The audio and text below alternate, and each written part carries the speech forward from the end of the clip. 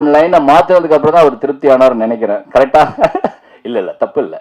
அது வந்து ரத்னபுரிங்கிறது வந்துலாம் அந்த ஏரியா பேருங்கிறனால கொண்டு வந்தோம். அது வந்து அதே மாதிரி ஒரு கொங்கு சாங்கா நாங்கள் கொங்கு மண்டல ஏரியா சாங்கா பண்ணதுல ரொம்ப எனக்கு ஹாப்பியாக இருக்கு. லெனின் சார் வந்து கோயம்புத்தூர்காரர் தான்.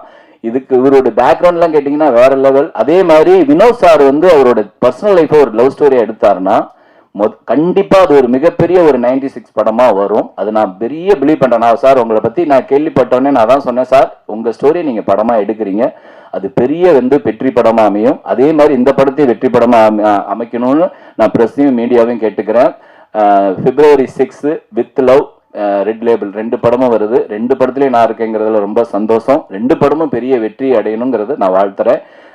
ஹீரோயின் அறிமுகமாக அஸ்மின், உங்களுக்கு என்னுடைய வாழ்த்துக்கள். நன்றி.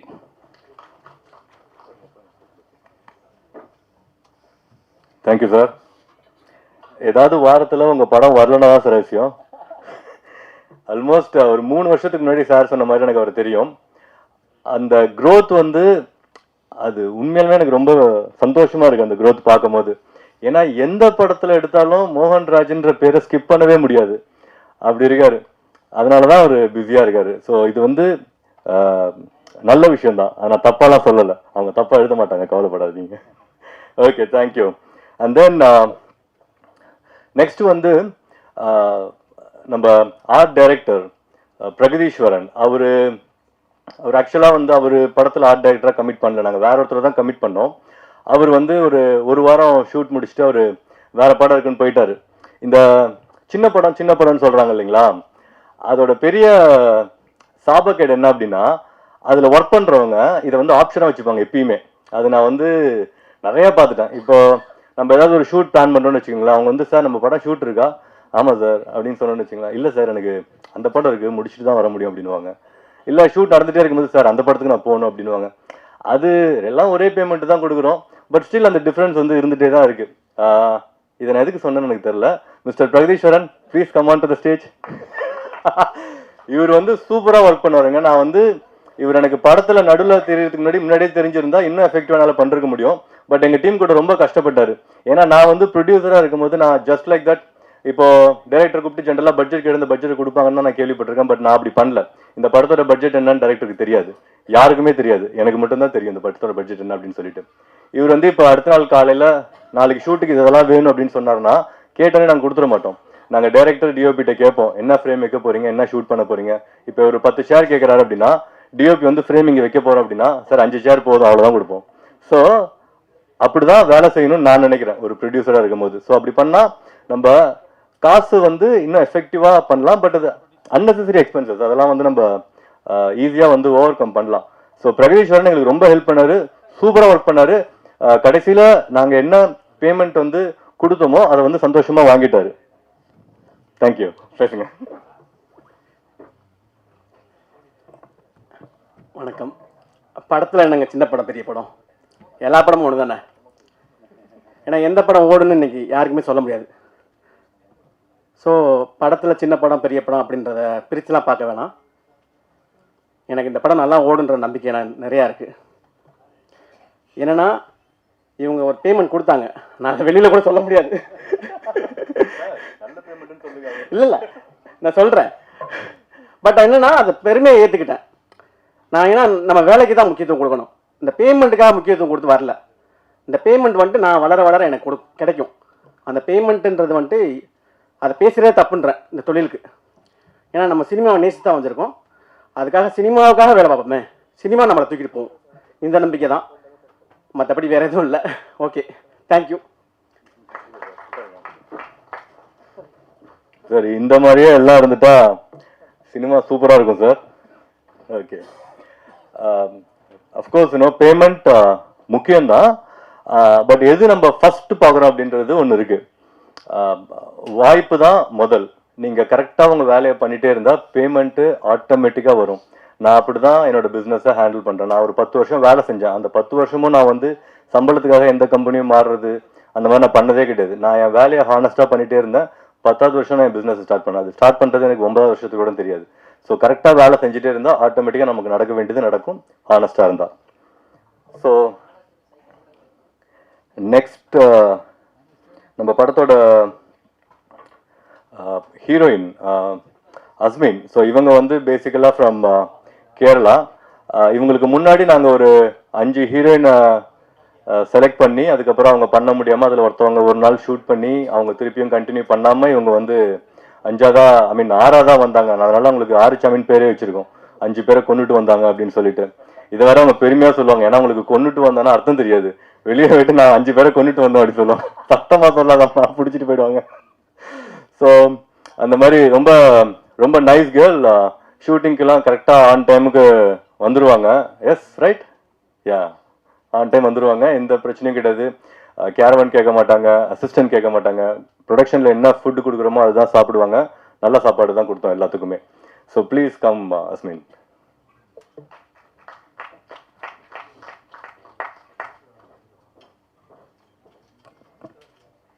அனைவருக்கும் வணக்கம். Thank you for having me on board, Lenin sir, and also thank you every media personnel who is present here today. எனக்கு ரெட் லேபிள்னா ஒரு புது உறவு மாதிரி. I'm sorry if my Tamil is broken. நான் இன்னொரு ப்ரொஃபஷனில் இருந்தேன். ஆனால் இதுக்குள்ளே வந்ததுக்கு அப்புறம் தான் எனக்கு என்னோட ஒரு பேஷனே கிடைச்சிது. ஸோ என்னை செலக்ட் பண்ணுறதுக்கான காரணம் definitely Lenin sir and Vinod sir. Vinod sir especially கண்டிப்பாக என்ன கரெக்டாக அந்த கேரக்டருக்கு ஏற்ற மாதிரி மோல்ட் பண்ணிட்டேன். அதுக்கு ரொம்ப ரொம்ப பெருமைப்படுறேன். And also Kailash Menon sir. I have been a fan of his work ever since he's inside the industry. அப்புறம் இந்த சாங் பண்ணும்போது கூட அவர் உள்ள வந்தாருன்னு சொல்ல போது எனக்கு ரொம்ப ஹாப்பியான ஒரு விஷயம். அண்ட் ஆல்சோ நான் நினைச்சதை விட ரொம்ப ரொம்ப ஸ்பெஷலான ஒரு படம். எனக்கு ஒரு என்ன சொல்றது, ஒரு டெபியூ இந்த மாதிரி ஒரு படத்துக்கு டெபியூ கிடைச்சதே ரொம்ப பெரிய விஷயம். என் கூட ஒர்க் பண்ணிருந்த எல்லாருக்குமே ரொம்ப நன்றி. ஆல்சோ மை கோ ஆக்டர்ஸ் எல்லாருமே என்ன ஒரு ஃபேமிலி மாதிரி ட்ரீட் பண்றதுக்கு ரொம்ப நன்றி. எல்லாருக்குமே நன்றி. Thank you so much. தேங்க்யூ அஸ்மின். ஸோ இவங்க தான் வந்து நம்ம படத்தோட டைட்டில் சொன்னது ரெட் லேபிள் அப்படின்றது. பட் அவங்களுக்கு ரெட் லேபிளில் டீ இருக்கிறது தெரியாது. பட் ஸ்டில் அவங்க தான் அந்த டைட்டில் சொன்னாங்க. ஸோ டைட்டில் பற்றி சொல்லும் போது ஒரு சின்ன விஷயம் நான் உங்ககிட்ட கம்யூனிகேட் பண்ணணும்னு நினைக்கிறேன். இந்த டைட்டில் ரெஜிஸ்ட்ரேஷன் ஒரு ப்ராசஸ் இருக்கு இல்லையா, அது பயங்கர இன்ட்ரெஸ்டிங்கான ப்ராசஸ். நாங்கள் போய் டைட்டில் ரெஜிஸ்டர் பண்ணிட்டோம் சேம்பரில். எங்களுக்கு கேட்ட டைட்டில் கிடச்சிருச்சு. அதுக்கப்புறம் என்னாச்சு, இந்த ரீசெண்டாக வந்து இந்த படம்லாம் முடிஞ்சு அது நெக்ஸ்ட் ஸ்டெப்புக்கு போகும்போது டைட்டில் வந்து நான் சேம்பரில் போயிட்டு இந்த மாதிரி டைட்டில் அந்த என்ஓசி சர்டிஃபிகேட் வாங்கணும் அப்படின்னா, சார் உங்கள் டைட்டில் எக்ஸ்பைரி ஆகிடுச்சு அப்படின்ட்டாங்க. ரெட் லேபிளுக்கு எக்ஸ்பைரியே கிடையாது. ஸோ செக் பண்ணி பார்க்கும்போது அது 1 இயருக்கு ஒன்ஸ் ரினியூ பண்ணணுமா, அது எனக்கு தெரியல, அது என்னோட மிஸ் தான். பட் நான் ஃபீல் பண்ணது என்ன அப்படின்னா, அந்த டைட்டில் ரிஜிஸ்ட்ரேஷனுக்கு ஒரு பெரிய டிபேட் நடக்குது இல்லை இங்கே, எங்கள் டைட்டில் வேற ஒருத்தவங்க ரெஜிஸ்டர் பண்ணிருக்காங்க அப்படின்னு சொல்லிட்டு. இது ரொம்ப சிம்பிளிஃபை பண்ணிக்கலாம். டெக்னாலஜி எங்கேயோ போயிட்டு இருக்கு. ஒரு சின்ன அப்ளிகேஷன் போதும். நீங்கள் ஒரு சேம்பர் இருக்கு, கவுன்சில் இருக்கு, இன்னும் 2 யூனியன் இருக்கு அப்படின்னா ஒரு சின்ன டூலை வச்சு ஃபியூ செகண்ட்ஸில் அதெல்லாமே சால்வ் பண்ணிடலாம். பட் இன்னும் உட்காந்து பேப்பர் பேஜில் எழுதி அதை உட்காந்து மீட்டிங் வச்சு டிஸ்கஸ் பண்ணி அது பண்ணுற அளவுக்குலாம் ஒன்றுமே கிடையாது. அது நிறைய பேரோட டைம் சேவ் பண்ணும். ஸோ யூனியன்ஸ் எல்லாமே இதை கொஞ்சம் கன்சிடர் பண்ணிங்கன்னா நல்லாயிருக்கும். ஸோ டைட்டில் ரெஜிஸ்ட்ரேஷனை சிம்பிளிஃபை பண்ணுங்க. அப்படி இல்லையா நான் பண்ணித்தரேன் at free of cost. Okay. So thank you very much for giving the title miss Asmin. So next black label இருந்தால் சொல்லுங்கள். Let's look into it. Okay fine. And நம்ம படத்துக்கு வந்து ஒரு ஒரு பெருமை இருக்கு. என்ன பெருமை அப்படின்னா, இந்த படம் வந்து நாங்கள் ஸ்டார்ட் பண்ணும்போது இந்த படத்தோட மியூசிக் டைரக்டர் மிஸ்டர் கைலாஸ் மேனனுக்கு வந்து கேரளாவில் வந்து ஃபிலிம்ஃபேர் அவார்டு கிடைச்சிது. ஸோ அது ஸ்டார்ட் பண்ண புதுசுலேயே அவருக்கு கிடைச்சிது. அது வந்து எனக்கு ரொம்ப ரொம்ப பெருமையாக இருந்தது. நம்ம படம் முடியும் போது நம்மளோட எடிட்டருக்கு வந்து தமிழ்நாடோட ஸ்டேட் அவார்டு கிடைச்சிருக்கு. அதுவும் எனக்கு ரொம்ப பெருமையாக இருக்கு. எனக்கு இது ஏன் பெருமையாக இருக்குது அப்படின்னா, நான் கரெக்டான டேலண்டான டெக்னீஷியனை நம்ம படத்தில் டிப்ளாய் பண்ணியிருக்கேன். அதுதான் எனக்கு ரொம்ப பெருமை. நான் வந்து இந்த ஸ்டார் காஸ்ட் அதிலெல்லாம் வந்து பெருசாக ஈடுபாடு இல்லை. எனக்கு வந்து டெக்னீஷியன் ஸ்ட்ராங்காக இருக்கணுன்றது தான் நான் படம் ஆரம்பிக்கிறதுக்கு முன்னாடியே டிசைட் பண்ணுது. பட் ட்ரேடில் இருக்கிறவங்க, பிஸ்னஸில் இருக்கிறவங்களாம் சொன்னது என்னென்னா, படத்துக்கு வந்து ஃபேஸ் வேல்யூ வேணும். இந்த போஸ்டரில் ஃபேஸ் இருந்தால் தான் வந்து படம் ஆடியன்ஸ் வருவாங்க. அது மேபி உண்மையாக கூட இருக்கலாம். நான் ஏற்கனவே சொன்ன மாதிரி நான் வந்து பணம் சம்பாதிக்கிறதுக்கு இந்த படத்தை ஸ்டார்ட் பண்ணலை. பேஷனில் தான் நான் வந்து இந்த படத்துக்கு ஸ்டார்ட் பண்ணேன். அப்படி நான் பணம் சம்பாதிக்கணும் அப்படின்ற இன்டென்ஷனில் வந்திருந்தா நான் ஃபஸ்ட்டு எப்படி பிஸ்னஸ் பண்ணலான்னு யோசிச்சிருப்பேன். இப்போ வரைக்கும் நான் இந்த படத்தோட பிஸ்னஸை நெக்ஸ்ட் லெவல் நான் கொண்டு போகவே இல்லை. நான் முடிவு பண்ணது இந்த படத்தை தியேட்டரில் ஆடியன்ஸ் என்ஜாய் பண்ணணும் அப்படின்றதுக்காக தான். அந்த ஓடிடி அந்த பிஸ்னஸ் அது இன்ன வரைக்கும் நாங்கள் அப்ரோச் கூட பண்ணல. அவங்க வாங்கல அதெல்லாம் செகண்டரி. பட் அதை பற்றி நான் யோசிக்க கூட இல்லை. என்னோட இன்டென்ஷன் இந்த படம் 6th அன்னைக்கு தியேட்டருக்கு வரணும், ஆடியன்ஸ் போய் என்ஜாய் பண்ணணும், ஒரு புது படத்தை பார்க்கட்டும். ரீசெண்டாக நல்ல நல்ல படங்கள்லாம் வருது. But majority of the films பார்த்தீங்கன்னா பழைய பாட்டு எடுத்து போடுறது, பழைய சீன்ஸ் எடுத்து போட்டு அவர் அப்படி நடக்கிறது இப்படி நடக்கிறது, அதை தான் பார்த்துட்டாங்களே. திருப்பி அதே பார்த்து என்ன பண்ண போறாங்க? புதுசாக ஏதாவது படம் பண்ணலாம். இப்போ வந்துருச்சு ரீசெண்டாக சிறை, அமேசிங் ஃபிலிம், டிடிடி வந்திருக்கு. ஸோ அந்த மாதிரி நல்ல நல்ல படங்கள் வர ஆரம்பிச்சிருச்சு. அந்த வரிசையில் ரெட் லேபிள் கண்டிப்பாக இருக்கும். ஸோ நான் ஃபர்ஸ்ட் மிஸ்டர் கைலாஷ் மேனனை please I invite him on to the stage. அவரோட ஒர்க்கு ரொம்ப அமேசிங்காக இருந்தது. அவர் உண்மையாலுமே இந்த பண்ண படத்தோட மியூசிக் நீங்கள் பார்த்துருப்பீங்க, ட்ரெய்லர் பார்த்துருப்பீங்க, ரீரெக்கார்டிங்லாம் வேற லெவலில் பண்ணியிருக்காரு. நானே பார்த்துட்டு சார் இதெல்லாம் செட் ஆகுமா அப்படின்னு கேட்குறேன். ஸோ அவர் கிட்டத்தட்ட ஒரு பக்கா கமர்ஷியல் மூவிக்கு பண்ணுற மாதிரி இந்த படத்தை பண்ணியிருக்காரு. இதுவும் கமர்ஷியல் மூவி தான். Thank you very much for elevating us sir. Please.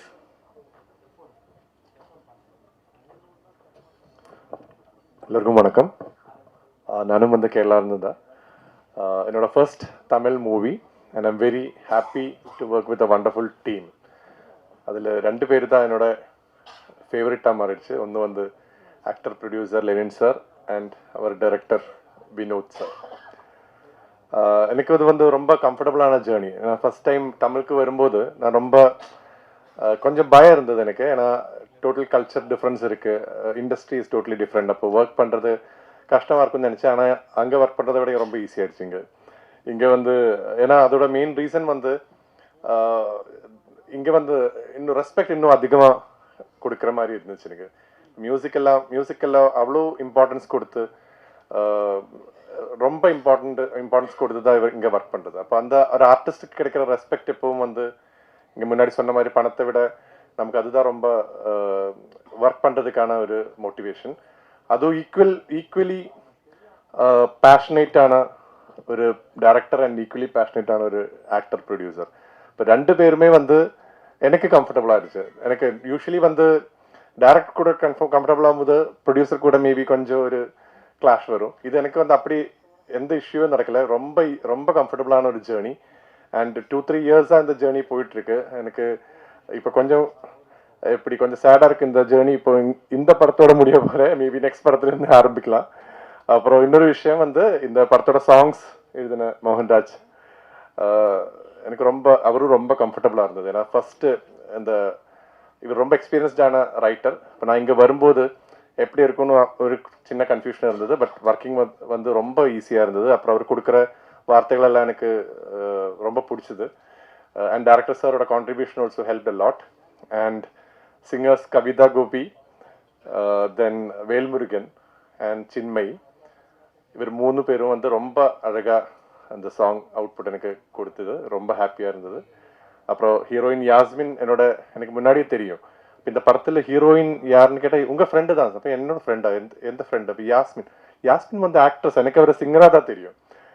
ஏன்னா அவரோட நிறைய கவர் சாங்ஸ் எல்லாம் நிறைய முன்னாடி கேட்டிருக்கு. அப்போ ஒரு ஆக்ட்ரஸ்ன்னு சொன்னது ஃபர்ஸ்ட்ல எனக்கு ரொம்ப இன்ட்ரெஸ்டிங்காக இருந்தது. அப்புறம் படம் பார்த்த பிறகு எனக்கு ரொம்ப பிடிச்சிருச்சு. எல்லாரோட ஆக்டிங்கும் ரொம்ப பிடிச்சிருச்சு. இன்னொரு விஷயம் சொல்ல வேண்டியது, இந்த ஸ்கோர் மேபி படத்தோட கூட படம் மேக்ஸிமம் டைம் பார்த்தது வந்து director, editor and maybe music டைரக்டராக இருக்கலாம். அப்போது ஒரு ஆளை பற்றி பேசணும், நம்ம editor Lawrence sir.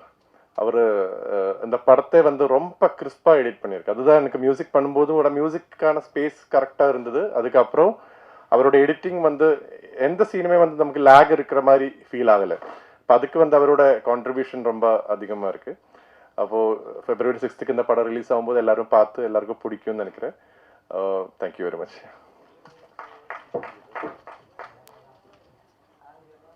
Thank you sir. எத்தனை ஃப்ரெண்ட்ஸ் சார் இருக்காங்க?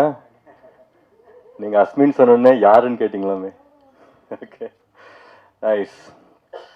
ஸோ அவரோட ஒர்க்கு உண்மையாலுமே பயங்கர இம்ப்ரெசிவ் சார். ஸோ நான் படம் ஆரம்பிக்கிறதுக்கு முன்னாடி நான் உங்ககிட்ட சொன்ன மாதிரி டெக்னீஷியன்ஸ் வெரி இம்பார்ட்டன்ட். அதில் 2 மெயின் டெக்னீஷியன் நான் வந்து சொல்லிக்கிட்டே இருப்பேன். அஃப்கோர்ஸ் எல்லா டெக்னீஷியனும் இம்பார்ட்டன்ட் தான், யாரும் தப்பாக நினச்சிக்காதீங்க.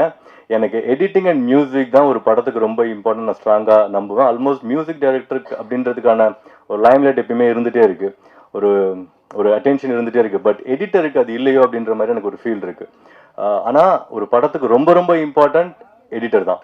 ஆனால் அவங்க எப்பயுமே வந்து திரைக்கு பின்னாடியே இருந்துடுறாங்க. பட் நம்ம படத்துக்கு வந்து அந்த வேலையை ரொம்ப சீரும் சிறப்பாக பண்ணது வந்து editor Lawrence Kishore sir.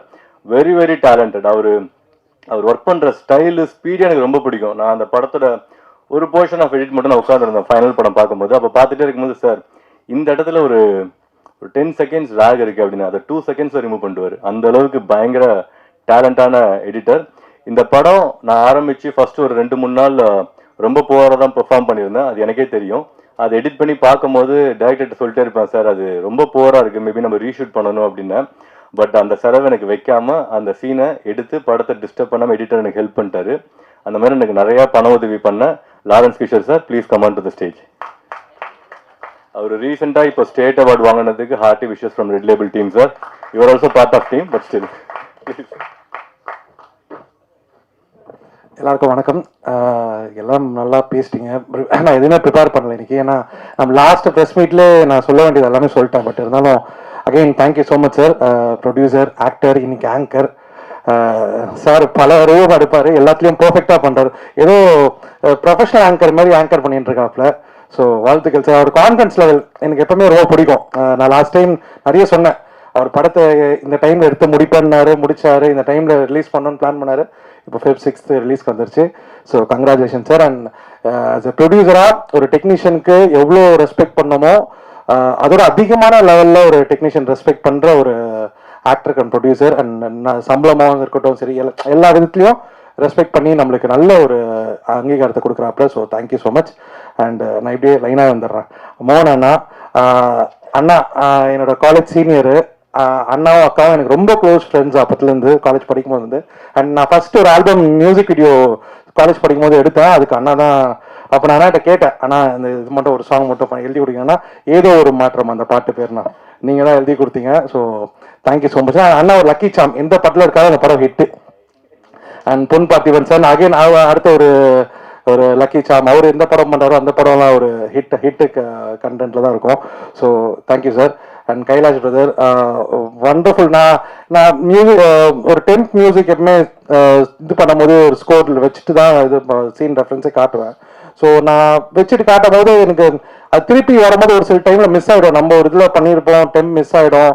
And ட்ரெய்லருக்குலாம் ஒரு நம்ம டெம்பில் கட் பண்ணியிருப்போம், அது மிஸ் ஆகும். பட் பர்ஃபெக்டாக அதை மேட்ச் பண்ணி அந்த என்ன நாங்கள் ஆஃப்லைனில் என்ன ரெஃபரன்ஸில் நாங்கள் ஒரு மியூசிக் ஒரு டெம்போவில் இந்த படத்தை பேஸ் பண்ணி வச்சுருந்தோமோ அதே பேஸில் சூப்பராக மியூசிக் பண்ணி அண்ட் சாங்ஸ் ரெண்டுமே கலக்கிட்டாப்பா. ராக்காவே இருக்கட்டும் அண்ட் அந்த மெலோடி சாங் இருக்கட்டும், ரெண்டுமே சூப்பராக பண்ணிட்டாரு. Congrats brother. அண்ட் ஆஸ்மின் அவங்க டெபியூ பண்ணுறாங்க தமிழில். Congrats and welcome to Tamil cinema. And sir அனுமோகன் சார், அவர் பாம்பு புத்துக்குள்ள நான் அவர்கிட்ட கேட்பேன், ஏன் டைலாக் சார் உள்ளே வச்சுக்கலாமே, டாக்டர்கிட்ட கேட்டேன், இந்த டைலாக் என்ன உள்ளே நீங்கள் இது பண்ணிருக்கலாமே சாரோட இந்த டைலாக. பட் ஆனால் மிஸ் ஆயிடுச்சு. Thank you sir. அண்ட் மாஸ்டர், நான் எதுவும் பிளான் பண்ணிலாம் தூக்கலாம் master.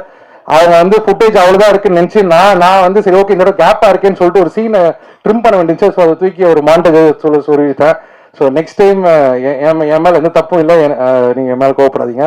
And art director brother congrats. And finally என்னோட டைரக்டர், என்னோட நண்பன், ரொம்ப சூப்பராக அவரோட எஃபர்ட் வந்து எப்பவுமே 100% போடுவார். ஸோ எல்லாத்தையுமே எது பண்ணாலும் 100% போடுவார். ஸோ இதில் அதே மாதிரி தான் ஒர்க் பண்ணியிருக்காரு ஃப்ரம் த டே 1 to இவரை மாதிரி ஒரு கூலான ஒரு டேரக்டர் நீங்கள் பார்க்கவே முடியாது. என்னன்னாலும் அமைதியாக சாந்தமாக ஒரு பார்ட்னர் இருப்பாப்புல. டெய்லர் கூட நான் சிங்க் ஆச்சு. வேறு எதனா டேரக்டர் டென்ஷன் ஆகிட்டு இருப்பாங்க, நிறுத்தி வந்துருப்பாங்க. அவர் அழகாக கூலாக உட்காந்து போய் சொன்னாப்புல. கேட்கலையா? சரி, போகும்போது திருப்பி ஒரு தடவை ட்ரெய்லர் மட்டும் முடியும் போது ஒரு தடவை பார்த்துடலாம். Thank you so much. அண்ட் ஃபைனலாக thanks to Tamil Nadu government and press media எல்லாருக்குமே எனக்கு தமிழ்நாடு ஸ்டேட் அவார்டு கிடச்சிருக்கு பேன் படத்துக்கு. Thank you so much. Thank you sir. எவ்வளோ ஃபாஸ்ட்டாக பேசினவர் பார்த்தீங்களா? அந்த மாதிரி தான் படத்துக்கு எடிட்டும் பண்ணிருக்காரு. சைக்கிள் எதிர்காத்துல போகிற மாதிரியே இருக்கும் பார்க்குறதுக்கு. சூப்பர். ஸோ நெக்ஸ்ட் நம்ம சிங்கர் இந்த பாட்டை பாடினது மேடம் கவிதா கோபி. அவங்க ஆடியோ லான்ச்சுக்கும் வந்து அந்த பாட்டை பாடினாங்க. என்ன ரொம்ப லேட்டாக வந்துட்டாங்க, சொல்ல மாட்டாங்க மேடம், ஓகேங்களா? கடைசியாக வந்து நான் பாடியே தீருவேன் அப்படின்னு பாடினாங்க. ரொம்ப அருமையாக பாடினாங்க. ஸோ இந்த பாட்டோட வைப் ஆக்சுவலாக இந்த பாட்டு வந்து படத்தில் ஆரம்பத்தில் வைக்கும் போது இருந்தது அந்த சுச்சுவேஷனில். பட் அகைன் அந்த படம்லாம் முடிச்சுட்டு பார்க்கும்போது அது வந்து எங்கேயுமே பிளேஸ் ஆகலை. சரி, நம்ம இவ்வளோ செலவு பண்ணி அந்த பாட்டை வந்து இது பண்ணிட்டோமே அப்படின்றதுக்காக வச்சா அது வந்து தப்பு இல்லைங்களா? கதைக்கு வேணும் அப்படின்னா நம்ம வைக்கலாம், வேணாம் அப்படின்னா அதை ரிமூவ் பண்ணிடணும். ஸோ அப்படி தான் ரிமூவ் பண்ணோம். பட் ஸ்டில் அந்த பாட்டு வந்து படத்தில் இருக்கு, எண்டில் இருக்கு. படம் முடிச்சதுக்கப்புறம் இந்த பாட்டை மிஸ் பண்ணக்கூடாது அப்படின்றதுக்காக அந்த பாட்டை வந்து நாங்கள் பிளேஸ் பண்ணிருக்கோம். ஸோ தட் வெளியே போகும்போது அவங்களுக்கு ஒரு வைப்போட போகலாம். Madam please come on to the stage. நீங்கள் 2 வார்த்தை பாடினீங்கன்னா நல்லாயிருக்கும்.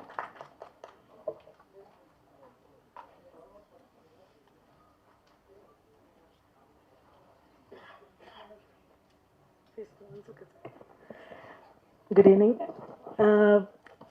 இந்த பாட்டு வந்து ஃபர்ஸ்ட் எனக்கு கான்டாக்ட் பண்ணது மோகன் சார். அண்ட் ஆடியோ லான்ச் போது அவர் வரல, பட் அவர் மூலியமாக தான் இந்த பாட்டுக்குள்ளே நான் வந்தேன். அண்ட் ஃபர்ஸ்ட் டைம் ஆஃப்டர் தாரத்தப்பட்ட இந்த பாட்டுக்காக இந்த படத்துக்குள்ளே வந்தது. ப்ளஸ் நம்ம கைலாஷ் சாரோட ஸ்டூடியோவில் நிறைய பாடல்கள் நான் இன்னும் ரெக்கார்ட் பண்ணியிருக்கோம். ஆனாலும் இந்த பாடல் பாடும்போது அது ஒரு வைப் வந்து ரொம்பவே நல்லா இருந்தது. ஏன்னா அவ்வளோ ஸ்பீடான ஒரு சாங் அண்ட் அதுக்கேற்ற மாதிரி ரொம்ப காம்பேக்டாக அந்த லிரிக்ஸும் அதில் அமைஞ்சிருந்தது. அண்ட் இந்த சாங் நான் பாடினது I was very happy. And also அவர் சொன்ன மாதிரி சாங் இல்லைன்னாலே ரொம்ப ஃபீலாக இருந்தது. ஆனால் இப்போ இருக்குது, இப்போ கன்ஃபார்ம் பண்ணனா and also back to happy. And sir ஆடி பார்த்துருப்பணும் அப்படின்னு நினச்சோம், ஆனால் அது நடக்கலை. இன்னைக்கு ஆடுங்க, இப்போ நான் பாடுறேன், நீங்கள் ஆடினாலும் சந்தோஷம்தான். பட் இருந்தாலும் மேபி நெக்ஸ்ட் மூவி உங்களை ஃபுல் பர்ஃபார்மன்ஸில் பார்க்கலாம். Okay, thank you. பாண்டுமா பியவா சார், உங்களுக்காக ராக்கு நீங்கள் கேட்டீங்க ஆல்ரெடி.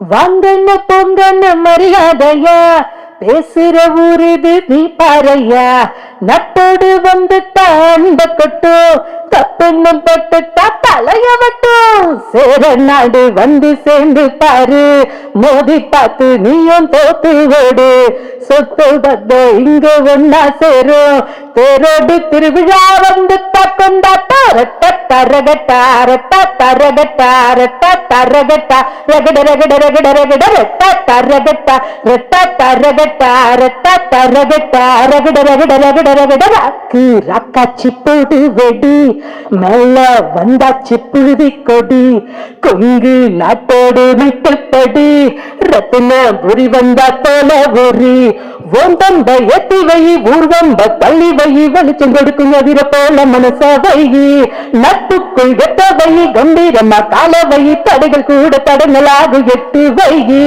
ராக்கு ராக்காச்சு கமான் போடு வந்தாச்சு, ரத்தா தரகட்டா ரத்தா தரகட்டா ரத்தா தரகட்டா ரகட ரகட ரகட ரகட ரத்தா தரகட்டா ரத்தா தரகட்டா ரத்தா தரகட்டா ரகட ரகட ரகட ரகட. Thank you. Thank you madam. Okay, next இந்த படம் நான் வந்து ப்ரொடியூஸ் பண்ணி நடித்ததால, ஸோ நடிக்கும் போது நமக்கு நிறையா அந்த ப்ரொடக்ஷனில் ஃபோக்கஸ் பண்ண முடியாது. அதனால நான் என்ன பண்ணுவேன்னா, ஜென்ரலாக இப்போ ஒரு 20 நாள் ஷெடியூல் போகிறோம் அப்படின்னா அந்த 20 நாளைக்கு என்னென்ன ஷூட் பண்ண போகிறோம், ஒரு டிபார்ட்மெண்ட்லையும் என்னென்ன எக்ஸ்பென்சஸ் இருக்குது அப்படின்றத கம்ப்ளீட்டாக டீட்டெயிலாக ஒர்க் பண்ணி என்னோட டீம்கிட்ட வந்து ஹேண்டில் பண்ணுறேன். அதுக்கப்புறம் நான் ஜாலியாக இருப்பேன், அவனுங்களால ஜாலியாக இருக்க முடியாது. அப்படி 2 பேர் மிஸ்டர் பிரவீன் அண்ட் கோகுல் வாங்க மேலே, என்னோட ரெப்ஜன் டீம், அவங்க ரொம்ப இம்பார்ட்டன்ட் ரோல் பிளே பண்ணிருக்காங்க இந்த படத்தில். ஐ மீன் நடிக்கவும் செஞ்சுருக்காங்க, பட் அதோட முக்கியமான ரோல் வந்து எந்த பிரச்சனையும் இல்லாமல் இந்த படத்தை வந்து ரன் பண்ணிருக்காங்க. ஏன்னா மேக்ஸிமம் இஷ்யூஸ் எங்கே வரும் அப்படின்னா, இப்போ பெப்சிக்கில் வரும். ஆரம்பத்தில் வந்துச்சு எங்களுக்கு. எப்படி வந்துச்சு அப்படின்னா, நாங்கள் படம் ஆரம்பித்து கண்டினியூஸாக வந்து ஒரு கால் வந்துட்டே இருக்கு, இந்த மாதிரி நீங்கள் இது வைக்கல அது வைக்கலன்னு சொல்லிட்டு. எங்களுக்கு தெரியல, நாங்கள் போகிறோம், ஒரு படம் எடுப்போம், வருவோம் அப்படின்னு ரொம்ப சிம்பிளாக நினச்சிட்டா அது ஒரு சின்ன விஷயம்தான். பட் என்ன ஆச்சுன்னா, அந்த ரெஸ்பான்ஸ் வந்து ரொம்ப, நீங்கள் இது பண்ணலன்னா நாங்கள் வந்து ஷூட்டிங்கை கேன்சல் பண்ணுறோம் அப்படின்னு சொல்லிட்டே இருந்தாங்க. அதை வந்து எனக்கு தெரியாமல் அவங்க ஒரு 4-5 டேஸ் ஹேண்டில் பண்ணிட்டே இருந்தாங்க. 6th டே தான் அது என்னோட நாலேஜுக்கு வந்துச்சு. இந்த மாதிரி இந்த விஷயம் நீங்க பண்ணணும் இல்லை அப்படின்னு சொல்லிட்டு. என்னடா சொல்ற, படம் நம்ம எடுத்துட்டு இருக்கோம், என்ன பிரச்சனை இல்லை, இது பண்ணலன்னா அவங்க ஷூட்டிங்கை கேன்சல் பண்ணுவேன்னு சொல்லிட்டாங்க அப்படின்னாங்க. அப்படியா சொன்னாங்க? அவங்க வேணா, நானே ஷூட்டிங்கை கேன்சல் பண்றேன், ஷூட்டிங்கை கேன்சல் பண்ணிட்டேன். 6th டே பேக்கப் பண்ணிட்டு அதுக்கப்புறம் நாங்க அந்த ஃபார்மாலிட்டிலாம் கம்ப்ளீட் பண்ணிட்டு 1 வீக் கழிச்சு தான் திருப்பி நாங்க ரெஸ்யூம் பண்ணோம் அந்த ஒர்க்கை. அந்த அந்த 6th டே வந்து ஒரு ஷூட் கேன்சல் பண்ணா அதுல ஒர்க் பண்ணவங்களுக்கு அந்த மென்டாலிட்டி எப்படி இருக்கும் அப்படின்றது அங்க ஒர்க் பண்ணவங்களுக்கு தான் தெரியும். அதுல ரொம்ப அஃபெக்ட் பண்ணது நம்ம டைரக்டர் தான். ஏன்னா அது சாதாரண விஷயம் இல்லைங்களா, அது படம் ஃபர்தரா ப்ரொசீட் ஆகுமா இல்லையா அப்படின்ற மாதிரி ஒரு டவுட்லேயே வந்து அது நடந்தது. பட் நான் கான்ஃபிடென்ட்டா இருந்தேன், ஒரு விஷயம் எடுத்தா அதை வந்து 100% பண்ணணும் அப்படின்றது. அதுல எனக்கு ரொம்ப சப்போர்ட் பண்ணது இவங்க 2 பேர். அது இல்லாம இங்க ஜவஹர் அண்ட் உதய் அப்படின்னு 2 பேர் இருக்காங்க. அவங்க தான் டெய்லிக்கும் காலையில இருந்து நைட் வரைக்கும் எல்லா வேலையும் பண்றது, பைக் எடுத்துட்டு உள்ள போய் வாங்குறது, ஷூட்டிங்கை வந்து தடங்கள் இல்லாம பண்றதுக்கு இவங்க 4 பேரும் ரொம்ப இம்பார்ட்டன்ட். அது மெயினா என்னோட CEO mister Praveen and manager Gokul, இவர் தான் என்னோட பர்சனல் ட்ரெயினரும் கூட. ஏன்னா நான் அவரை மாதிரி இருந்தேன் 95 கிலோல, அவர் என்னை வந்து கம்மியாக்கிட்டாரு. 2 வார்த்தை பேசுறீங்களா? ஓகே, நானே பேசிட்டேன். ஓகே ஓகே அண்ட் நெக்ஸ்ட் நம்ம டைரக்டரை பத்தி சொல்லிடலாம். ஸோ நம்ம படத்துல வந்து நாங்கள் செப்டம்பர் 2023 ஸ்டோரி டிஸ்கஷன் ஸ்டார்ட் பண்ணோம். அதுக்கப்புறம் பவுண்டட் ஸ்கிரிப்ட் ரெடி பண்ணுறதுக்கு ஆல்மோஸ்ட் ஜான் ஆயிடுச்சு.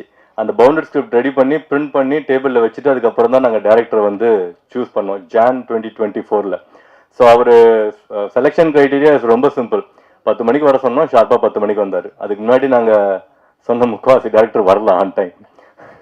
ரொம்ப டெய்லாம் இல்லை, ஒரு 5 மினிட்ஸ் லேட்டாக வந்தாங்க. பட் அதுவுமே தப்பு இல்லையா, இவர் ஆன் டைம் வந்தார், அதனால அவர் செலக்ட் பண்ணிட்டோம். அவர் ஒர்க் பண்ணது அது என்ன அப்படின்றதெல்லாம் நான் ரிவ்யூ பண்ணவே இல்லை. பார்க்கும்போது இவர் பண்ணிடுவார்னு ஒரு கான்ஃபிடென்ட் வந்தது. அந்த மாதிரி படம் முடிஞ்சிருச்சு. 5 நாளில் ரிலீஸ் வரைக்கும் கொண்டு வந்து விட்டுட்டாரு. நிறையா ஸ்ட்ரகிள்ஸ் இருந்தது ஷூட் டைமில். எனக்கும் அவருக்கும் கான்ஃப்ளிக், டீமுக்கும் அவங்களுக்கும் ஜென்ரலாக நடக்கிறது தான். பட் அது எல்லாமே வந்து அதை பொறுத்துக்கிட்டு அந்த படம் அவுட் நல்லா வரணும் அப்படின்னு ஒரு டீமாக இவங்களும் சரி அவங்களும் சரி அதை ஒர்க் பண்ணி அதை ஒரு ப்ராடக்டாக கொண்டு வந்து இப்போ உங்களுக்கு ப்ரெசென்ட் பண்ணுறதுக்கு நாங்கள் ரெடியாக இருக்கோம். Sir please come sir.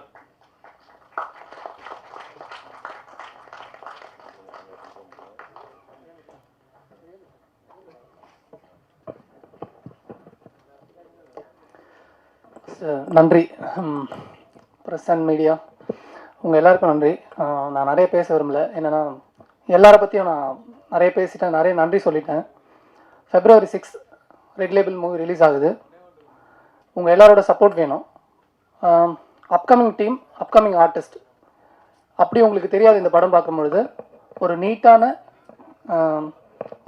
ப்ரெசன்டேஷனாக இருக்கும். உங்கள் எல்லாருக்கும் படம் பிடிக்கும் நான் நம்புகிறேன். நீங்கள் பார்த்துட்டு உங்களோட சப்போர்ட் பண்ணுங்கள். எல்லாருக்கும் நன்றி sir. Thanks sir. Thank you sir. இவ்வளோ கம்மியாக பேசுவீங்கன்னு எதிர்பார்க்கல சார், நன்றி. ஸோ அண்ட் தென் அடுத்த செலிபிரிட்டி நம்ம இன்வைட் பண்ணுறதுக்கு முன்னாடி ஒரு 2 விஷயம் நான் ப்ரொடியூசராக எக்ஸ்பீரியன்ஸ் பண்ணதை வந்து உங்க கூட ஷேர் பண்ணிக்கணும் அப்படின்னு நினைக்கிறேன். நீங்கள் நினைக்கலாம் ஆல்ரெடி நிறையா சொல்லிட்டேப்பா அப்படின்னு சொல்லிட்டு, இன்னும் கொஞ்சம் இருக்குது. இந்த மெயினாக இந்த ப்ரொடியூசராக இந்த எக்ஸ்பீரியன்ஸ் இருக்கு இல்லைங்களா. இப்போ ஒரு படத்துக்கு வந்து நம்ம ஒரு 5 கோடி ரூபா செலவு பண்ணுறோம் அப்படின்னு வச்சுக்கோங்களேன். அது ஆக்சுவலாக எவ்வளோ ட்ரூ எக்ஸ்பென்ஸ் அப்படின்னா ஒரு 10 to 15% வந்து எக்ஸ்பென்ஸில் வராது. அது எங்கே போகுது அப்படின்னா கமிஷன்னு நீங்கள் ஒன்று இருக்கு, உங்க எல்லாத்துக்கும் தெரியுமா? தெரியாதா? தெரிஞ்சுக்கோங்க.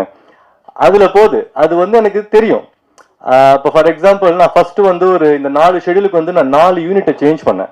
அந்த 4 யூனிட்ல ஃபர்ஸ்ட் யூனிட்டுக்கு நான் வந்து 1 லட்சம் பே பண்றேன் அப்படின்னா 2வது யூனிட்டுக்கு திருப்பி நான் எடுக்கும் போது சேம் கேமரா, சேம் லைட், எல்லாமே சேம் எக்யூப்மெண்ட் 90,000 பே பண்றேன். அதுக்கு அடுத்தது 80,000 பே பண்றேன். அதுக்கப்புறம் 70,000 பே பண்றேன். சேம் எக்யூப்மெண்ட் தான் எல்லாமே. ஆனால் ப்ரைஸ் ஏன் ஒரு டிஃப்ரென்ஸ் அப்படின்னா மிடில் மேன் கமிஷன்ஸ் வந்து நிறைய போகுது. அது வந்து கொஞ்சம் இந்த யூனியன்ஸ்லாம் சேர்ந்து கண்ட்ரோல் பண்ணாங்கன்னா ப்ரொடியூசருக்கு இன்னும் கொஞ்சம் பெனிஃபிட்டாக இருக்கும். ஏன்னா எல்லாரும் சேலரி வாங்குறாங்க இல்லையா, சேலரி வாங்கினதுக்கு அப்புறம் இதுக்கு அந்த கமிஷன். ஸோ சங்கர் சாருக்கு ஒரு ரெக்வஸ்ட், கவர்மெண்ட்ல வாங்குற லஞ்சம் மட்டும் இல்லை சார், இதையும் சேர்த்து ஏதாவது படத்தில் காமிங்க, எஃபெக்டிவாக இருக்கும்.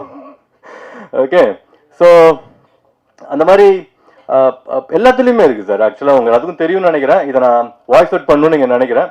அதனால யூனியன்ஸ் நான் ஆல்ரெடி இவர் நம்ம பெப்சி யூனியன் தலைவர் அவர்கிட்ட ஒரு தடவை பேசினேன். இதை பற்றி இல்லை, ஜென்ரலாக பேசினேன். ரொம்ப நல்ல மனுஷன் அவர். ஸோ அவரோட பார்வைக்கு இந்த வீடியோ போச்சு அப்படின்னா அவர் இது கொஞ்சம் இன்வால்வ் பண்ணி ப்ரொடியூசர்ஸ் புது ப்ரொடியூசர்ஸ் நிறைய பேர் வராங்க இல்லையா, எல்லாருமே சொல்லுவாங்க ப்ரொடியூசர்ஸ் புது ப்ரொடியூசர்லாம் வந்தால் அவங்களை நம்ம என்கரேஜ் பண்ணணும் அப்படின்னு சொல்லிட்டு.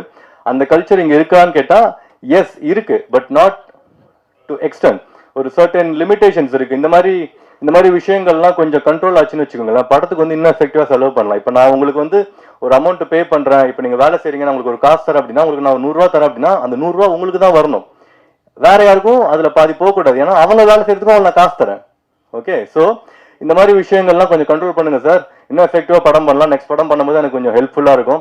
நான் விட மாட்டேன், நான் கண்டிப்பா நெக்ஸ்ட் படத்துல இன்னும் இறங்கி, ஏன்னா இதுவே எனக்கு எப்படி தெரிஞ்சுது, ஃபர்ஸ்ட் யூனிட் பார்க்கும்போது டே எதுக்குடா கமிஷன் பே பண்றீங்கன்னு சொல்லி நான் ஸ்டாப் பண்ணேன். பட் அது கடைசி வரைக்கும் அது வந்துட்டே தான் இருக்கு. என்னன்னா அமௌண்ட் கம்மியாகுது, பட் அது போயிட்டே தான் இருக்கு. மேபி அவங்க ஒர்க்கு கண்டினியூ பண்றதுக்காக அது பண்றாங்களா என்னன்னு தெரியல. இது ரொம்ப நார்மலைஸா இருக்கு. இப்போ லஞ்ச் எப்படி நார்மலா இருக்கு, அந்த மாதிரி இதுவும் வந்து நார்மலா இருக்கு. இது நார்மல் விஷயம் கிடையாது, this is an abnormal thing. ஏன்னா இதுல இருக்கிற ஒரு ரூபாயும் நான் ரொம்ப கஷ்டப்பட்டு சம்பாரிச்ச காசு, 10-15 வருஷமா. அது அவ்வளவு ஈஸியாலாம் நான் வந்து விட்டுற மாட்டேன், ஈஸியா எடுத்துட்டு போங்க அப்படின்னு சொல்லிட்டு. ஸோ நெக்ஸ்ட் படத்துல நான் இன்னும் ஸ்ட்ரிக்டா இருப்பேன், ட்ரூ கார்பரேட் காட்டுறேன். ஓகே, ஸோ ரொம்ப சீரியஸா போயிடுச்சுல, நம்ம அப்போ ஃபன்னா மாத்தலாம். ஃபன்னுனாலே ஒருத்தர் இருக்காரு சார், உங்களதான் பாம்பு பொத்துக்குள்ள கைய விட்டது. ஆனா அதெல்லாம் 5ஆம் தேதி வரைக்கும் தான், அதுக்கப்புறம் அவரை யாருமே அப்படி கூப்பிட மாட்டாங்க. அது ஏன் அப்படின்னு அவரே சொல்லுவாரு. எங்க படத்துல ரொம்ப இம்பார்ட்டன்ட் ரோல் பண்றாரு, சாரி நம்ம படத்துல ரொம்ப இம்பார்ட்டன்ட் ரோல் பண்றாரு. அதை விட ரொம்ப முக்கியமான விஷயம் என்ன அப்படின்னா, எங்க கூட ப்ரொமோஷனுக்கு நாங்க கூப்பிடும் போதெல்லாம் வந்தாரு. ஒரு நாளைக்கு 10-15 இன்டர்வியூ. அந்த வயசு இல்ல சார், சாரி தள்ளாத வயசுன்னு சொல்லல, நானு வயசு இல்ல, இந்த வயசுலயும் காலையில இருந்து சாயங்காலம் வரைக்கும் எங்க கூட இருந்து அந்த மாதிரி ஒரு கோஆபரேஷன் வந்து நான் சத்தியமா எதிர்பார்க்கல சார் உங்ககிட்ட இருந்து. I am very happy. உங்களை நம்ம படத்துல பண்ணதுக்கும், நீங்க அவரோட முக்கியமான சீன் ஒன்று வந்து சார் இவர் தான் எடுத்தது சார் ஃபர்ஸ்ட் அந்த சீனை. நான் அப்புறம் ஃபைட் பண்ணி வைக்க சொன்னேன், நீங்க வரும்போது கேளுங்க அந்த சீனை, ரொம்ப இம்பார்ட்டன்ட் சீன் அது. அதை பத்தி அவரே சொல்லுவாரு. Sir mister Anbuman sir please.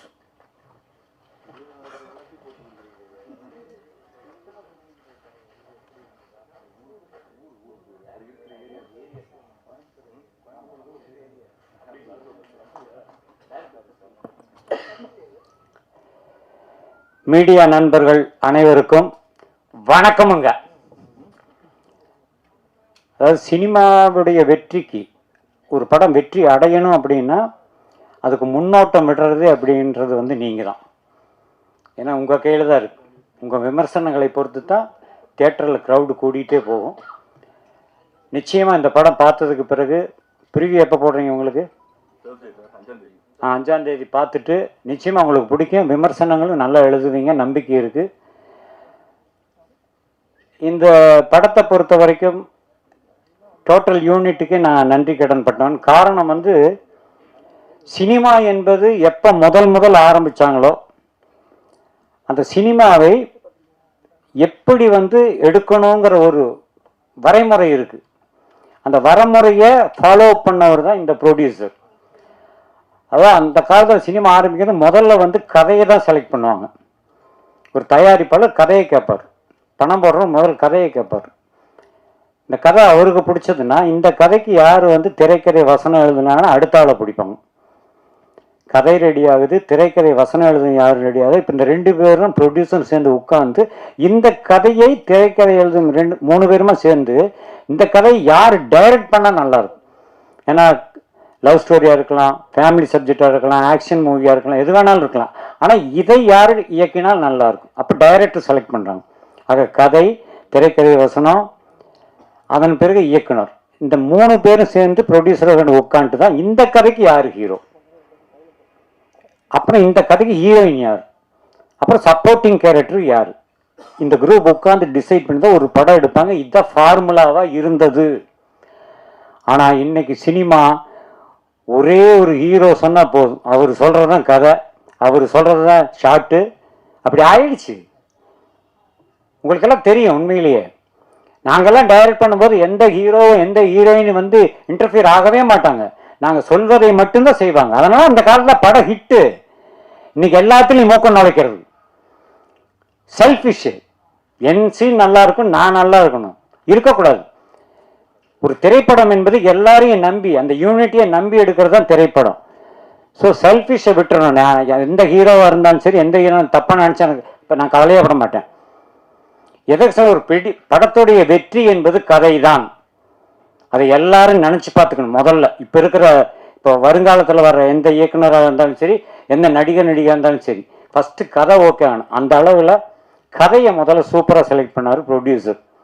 அப்புறம் அவர் நடிக்க வந்த கதையெல்லாம் வேற, அது சொன்னால் அடுத்த படம் எடுக்க ஆரம்பிச்சிருவார். ரெண்டாவது, சுயநலமாக எனக்கு ஒரு சந்தோஷம். இங்கே இந்த வரியை நான் நோட் பண்ணல, இப்போ இங்கே பாடும் பொழுது தான் நோட் பண்ணேன். ரத்தனபுரின்னு ஒரு ஏரியா கோயம்புத்தூரில், அந்த பாட்டில் வரும். இந்த ரத்தனபுரியில் நிறைய சினிமாக்காரங்க சுற்றி தெரிஞ்சிருக்கோம். கோயம்புத்தூர் ரத்தனபுரியில் அந்த ஏரியா தான் எங்கள் வீடு ஃபஸ்ட்டு. அதே ரத்தனபுரி ஏரியாவில் சுற்றி தெரிஞ்சவங்க சத்யராஜ் அவர்கள், சுந்தர் சி அவர்கள், ரகுவரன் அவர்கள், கோவை சரளா அவர்கள், ரஞ்சித் அவர்கள். இந்த மாதிரி அங்கே ஒரு குரூப்பே, ப்ரொடியூசர் கேஆர்ஜி அவர்கள், ப்ரொடியூசர் கே கோபிநாத் அவர்கள், இந்த மாதிரி ஒரு குரூப்பே அந்த ஏரியாவில் நிறைய அங்கேயே சுற்றி தெரிஞ்சவங்க தான். இது உண்மை. ஸோ எங்கள் ஊரில் நாங்கள் இருந்த ஏரியாவை பாட்டில் கொண்டு வந்ததுக்காக கவிஞருக்கு ரொம்ப நன்றி. அட கைதட்டுங்க, என்னங்க அது? இந்த கைதட்டெல்லாம் இப்போ கேட்டு வாங்க வேண்டியதாக இருக்குது. சரி, எனிஹவ், சினிமா என்பது திரையரங்குகளில் பார்க்கணும், இதுதான் உண்மை. ஏன்னா ஒரு 120 ரூபா கொடுத்து ஒரு படத்தை தியேட்டரில் போய் பார்த்தாதான் இந்த படத்தில் இருக்கிற 120 பேருக்கும் சாப்பாடு, அவங்களால தான் சாப்பிட்றோம். ஆக ஒரு படத்துடைய வெற்றி மறுபடியும் அந்த 120 பேருக்கு இன்னொரு ஒரு ஸ்டெப்பு மேலே போகிறதுக்கு இருக்குது. ஸோ காசு கொடுத்து பார்க்கறது அப்படிங்கிறது எவ்வளவு யோசிக்க வேண்டியதாக இருக்குது. ஏன்னா 4 பேர்கிட்ட கேட்குற அந்த படத்துக்கு போகலாமா வேணாமான்னு. அதுக்கு காரணம் விமர்சனங்களை பொறுத்து தான் அவனும் கேள்வி கேட்குறான். அடுத்தவங்ககிட்ட போய் படம் பார்த்துட்டு வந்தவன்ட்டு எல்லாம் போய் கேட்பான், படம் மாப்பிள்ளை எப்படி இருக்கான்னு. ஆனால் நீங்கள் கொடுக்குற விமர்சனம் மட்டுமே ஒரு படத்தை கண்டிப்பாக சில்வர் ஜூபிலி கொண்டு போய் நிறுத்தும். அது உங்கள் கையில் தான் இருக்கு. நிச்சயமாக இந்த படத்தை நீங்கள் பார்க்கும் பொழுது நிச்சயமாக நல்லா தான் விமர்சனம் எழுதுவீங்க, நோ டவுட். பேசிக்காக நானும் ஒரு ரைட்டர் டைரக்டருக்கு தான் சொல்கிறேன். நிச்சயமாக அந்த படம் மாபெரும் வெற்றி. இந்த படம் தியேட்டருக்கு வரும்போது ரெட் லேபிள்ன்ற டைட்டில் வச்சுட்டு படம் பார்க்க வருவாங்க. படம் பார்த்து வெளியே வரும்பொழுது நிச்சயமாக ரசிகர்கள் இதுக்கு கொடுக்கப்படும் முத்திரை green green green green label, இதில் மாற்று கருத்து கிடையாது. அவர் சொன்னார், என் படத்தில் ஒரு கேரக்டர், அதாவது எனக்கு முன்னாடி எனக்கு 2 பேர் இருந்தது. தமிழ்நாட்டுக்குள்ளே எங்கே போனாலும் சரி என்னை பார்த்தா அனுமோகன் யாருமே கூப்பிட மாட்டாங்க. யார் பார்த்தாலும் அப்புறங்க பாவம் பொத்த எப்படி இருக்கீங்கன்னு தான். 2வது டைலாக்கு, எனக்கு நீங்கள் தானுங்க இந்த புறாவுக்கே பெல் அடிச்சதும்பாங்க. ஆனால் இந்த படம் வந்ததுன்னா அதை 2ஐயும் விட்டுட்டு வேற மாதிரி கூப்பிடுவாங்க. என்னன்னு கேட்குறீங்களா? சிரிக்கக்கூடாது, ஆனால் சொன்னால் சிரிப்பீங்க. குஞ்சு, டே குஞ்சு. ஆர்வி உதயகுமாருடைய பிஏ அவர் எம்எல்ஏ கேரக்டர் பண்ணிக்காரு. அவருடைய பிஏ நான் தான். குஞ்சப்பன் அப்படிங்கிற பேரை அப்பனை கட் பண்ணிட்டு அடிக்கடி எனக்கு கூப்பிடுற பேர் அதுதான். குஞ்சப்பா இங்கே வா, என்றா கொஞ்சம் பண்ணுற நீ இப்படியே பேசிகிட்டு இருப்பார். ஆக இனிமேல் என்னை பப்ளிக்கில் தமிழ்நாட்டில் 7ஆம் தேதி காலையிலேருந்து குஞ்சுன்னு தான் கூப்பிடுவாங்க. உண்மையிலே சொல்கிறேன், என் நெஞ்சு நிறைந்த வாழ்த்துக்கள். ஏன்னா ஒரு படத்தில் நடிக்கும் பொழுது ஒரு கேரக்டருடைய பெயரை உச்சரிக்கிற அளவுக்கு ஒரு வாய்ப்பை 3வது தரமாக கொடுத்துருக்காங்க இந்த யூனிட். அவர்களுக்கு என்னுடைய நன்றி. இந்த திரைப்படம் 2026 இந்த திரைப்படம் வெளிவந்ததுக்கு பிறகு நிச்சயமாக இந்த படத்தில் ஏதாவது ஒரு தேசிய விருது வாங்கியே தீரும். வாழ்த்துக்கள் வாழ்த்துக்கள் வாழ்த்துக்கள். Thank you sir. ஸோ ஆக்சுவலாக சாருக்கு சொன்ன மாதிரி படத்தில் இவர் R V Udhayakumar sir important role பண்ணிருக்காங்க. அப்புறம் முனிஷ்காந்த் சார் ரொம்ப இம்பார்ட்டன்ட் ரோல். ஐ மீன் சின்ன கெமியோ மாதிரி தான், பட் நல்லா இருக்கும் அந்த ரோல். அந்த ரோலுக்கு ஆக்சுவலாக பார்த்தீங்கன்னா நாங்கள் கதை எழுதும் போது கவுண்டமணி சார் தான் அந்த ரோலை மைண்டில் வச்சு அவர் எழுதினார். எனக்கு ரொம்ப பிடிக்கும் அவரை. யாருக்கு தான் பிடிக்காது, எல்லாத்துக்குமே பிடிக்கும். ஸோ அவரை வச்சு எழுதினோம். பட் அவரை போய் அப்ரோச்லாம் பண்ண முடியாது இல்லையா? ஸ்ட்ரைட்டாக என்கிட்ட சொன்னாங்க, அவர் வீட்டுக்குள்ளே சேர்க்க மாட்டாருப்பா அப்படின்னு. சரி எதுக்கு, பட் எழுதுறது அவரை வச்சு தான் எழுதணும். அதுக்கப்புறம் நிறைய பேர் அப்ரோச் பண்ணுவோம். ஸ்ட்ரைட்டாகவே முனிஷ்காந்த் சார் அதை பண்ணல. இதில் ஒரு ஃபன்னியான ஈவெண்ட் என்ன அப்படின்னா, மேபி இது உங்களுக்குலாம் பழகிருக்கலாம். எனக்கு ரொம்ப புதுசாக இருந்தது அந்த அனுபவம். ஒரு ஃபேமஸ் ஆர்டிஸ்ட், இப்போ வந்து ரொம்ப பீக்கில் இருக்காரு, கேரக்டர் ஆர்டிஸ்ட் அவரை நாங்கள் அப்ரோச் பண்ணோம் அந்த ரோல் பண்ணுறதுக்கு. ஒரு சேலரி ரொம்ப பெரிய சேலரி கேட்டார். சேலரி யார் வேணால் கேட்கலாம், அது வந்து அவங்களோட உரிமை. அவங்க 50 லட்சம் கேட்கலாம், 5 கோடி கேட்கலாம், 5 லட்சம் கேட்கலாம், அது அவங்களோட இஷ்டம். பட் அதோட சேர்த்து இந்த ட்ராவல் பண்ணுவாங்க இல்லையா, அதுக்கு வந்து ஒரு கிலோமீட்டருக்கு 20 ரூபா அப்படின்னு சொன்னார். எனக்கு அதை கேட்டு பயங்கர சர்ப்ரைஸாக இருந்தது. ஜென்ரலாக ட்ராவல்னால் நீங்கள் பஸ்ஸு ட்ரெயினில் ஃப்ளைட் போட்டு கொடுங்க அப்படின்வாங்க. அது என்ன ஒரு ஒரு கிலோமீட்டருக்கு 20 ரூபா, மேபி அப்படி தான் இருக்கா அப்படின்றது எனக்கு தெரியல. பட் அப்படி இருந்ததுன்னா ரெவ்ஜென் ஃபிலிம் ஃபேக்ட்ரி அந்த மாதிரி டெக்னீஷியன்ஸோட ஒர்க் பண்ண மாட்டாங்க, இப்பயும் சரி ஃபியூச்சர்லேயும் சரி. அது அது ஏன் அப்படி ஒர்க் ஆகுதுன்னு எனக்கு தெரியல. அப்படி 20 ரூபா நம்ம கொடுக்குறோன்னா அது ட்ராவல்ஸ் வண்டி, நான் 4 பேர் அதில் ஏற்றி அனுப்பிவிடுவேன், Chennai to Coimbatore. Okay, so அப்படி தான் அது ஒர்க் ஆகணும். இதை வந்து நம்ம நார்மலைஸ் பண்ணக்கூடாது. சேலரி அஃப்கோர்ஸ் அது அவங்களோட இஷ்டம் தான் நம்ம ஒர்க் பண்ண போகிறோம். அதேமாதிரி இந்த அசிஸ்டன்ஸ்னு ஒரு கல்ச்சர் இருக்கு இல்லையா, அதுவும் வந்து எனக்கு பெருசாக உடன்பாடு கிடையாது. இப்போ உங்களுக்கு தெரியும் என் படத்தில் ஏன் நிறையா நோன் ஃபேஸ் இல்லை அப்படின்னு. ஏன்னா இந்த கண்டிஷன்லாம் போட்டால் நிறைய பேர் வரமாட்டாங்க அப்படின்னு நினைக்கிறேன். பட் அகைன் அதை நான் பற்றி கவலைப்படல. ஏன்னா அவ்வளோ டேலண்ட்ஸ் இருக்காங்க. இப்போ நம்ம படத்தில் ஒர்க் பண்ணவங்களும் எல்லாமே வந்து பயங்கர டேலண்டட் பர்சன் தான். நீங்கள் படம் பார்க்கும்போது உங்களுக்கு தெரியும். டெக்னிக்கலாக இந்த படம் வந்து ரொம்ப ஸ்ட்ராங்காக இருக்கும். இந்த படத்தோட பட்ஜெட் சின்ன பட்ஜெட்லாம் கிடையாது. இப்போ ரீசெண்டாக ரிலீஸ் ஆகி சக்ஸஸ்ஃபுல்லாக ஓடிட்டு இருக்க இப்போ சிறை டிடிடி அந்த பட்ஜெட்டுக்கு ஒன்று ஈக்குவலாக இருக்கும், இல்லை அதோட ஜாஸ்தியாக இருக்கும். நீங்கள் அவுட் பார்க்கும்போது உங்களுக்கே தெரியும் இந்த படம் எப்படி குவாலிட்டியாக இருக்குது அப்படின்றது. ஸோ படம் பார்த்துட்டு நீங்கள் வந்து வாவ் சூப்பர் அப்படின்னு சொல்கிறீங்களோ இல்லையோ எனக்கு தெரியாது, அது உங்களோட ஒப்பீனியன். பட் ரொம்ப ஹானஸ்டாக பண்ணுறோன்னு கண்டிப்பாக சொல்லுவீங்க. எங்கேயுமே நாங்கள் ஓபி அடிக்கல, இந்த இடத்துல நம்ம பாட்டை வச்சு ஓட்டிடலாம், இங்கே ஃபைட்டை வச்சு ஓட்டிடலாம் அப்படின்லாம் எதுவுமே பண்ணல. ஒரு சீனும் மூவ் ஆகிக்கிட்டே இருக்கும். இந்த படம் நாங்கள் 52 நாள் ஷூட் பண்ணிருக்கோம். படத்தோட number of minutes 1 hour 55 minutes தான். அந்த அளவுக்கு ஸ்க்ரீன் பிளே ரொம்ப டைட்டாக வச்சுருக்காங்க. என்கேஜிங்காக இருக்கும்னு நான் நம்புகிறேன். நீங்கள் 5ஆம் தேதி அந்த படத்தை ப்ளஸ் நீங்கள் பார்த்துட்டு 6ஆம் தேதி மக்களுக்கு கொண்டு போய் சேர்ப்பீங்கன்னு நான் நம்புகிறேன். அண்ட் தென் இந்த படத்தை வந்து லாஸ்ட்டாக நம்ம அஜித் சார் விநாயக் மகதேவ் கடைசியாக வந்து சேர்ந்தார் அப்படின்னு சொல்கிற மாதிரி இந்த படத்தை டிஸ்ட்ரிபியூட் பண்ணுறதுக்கு எங்களுக்கு ரொம்ப ஹெல்ப் பண்ணுறது வந்து ட்ரீம் வாரியர்ஸ் பிக்சர். அவங்க இந்த படத்தை பார்த்தாங்க. மிஸ்டர் குகன் சார் இங்கே வந்திருக்காங்க. அவங்க பார்த்துட்டு அவங்க எங்களை என்கரேஜ் பண்ணி இந்த படத்துக்கான ப்ரொமோஷன் மேக்ஸிமம் வந்து அவங்க டீம் வந்து அவங்க சைட் பண்ணிட்டு இருக்காங்க. படத்தை கொண்டு போய் சேர்க்கணும், ஒரு நல்ல படத்தை மிஸ் பண்ணக்கூடாது. உங்களுக்கு படம் பிடிச்சிருக்குன்னு நான் நம்புகிறேன் sir. So please come on to the stage and few words please.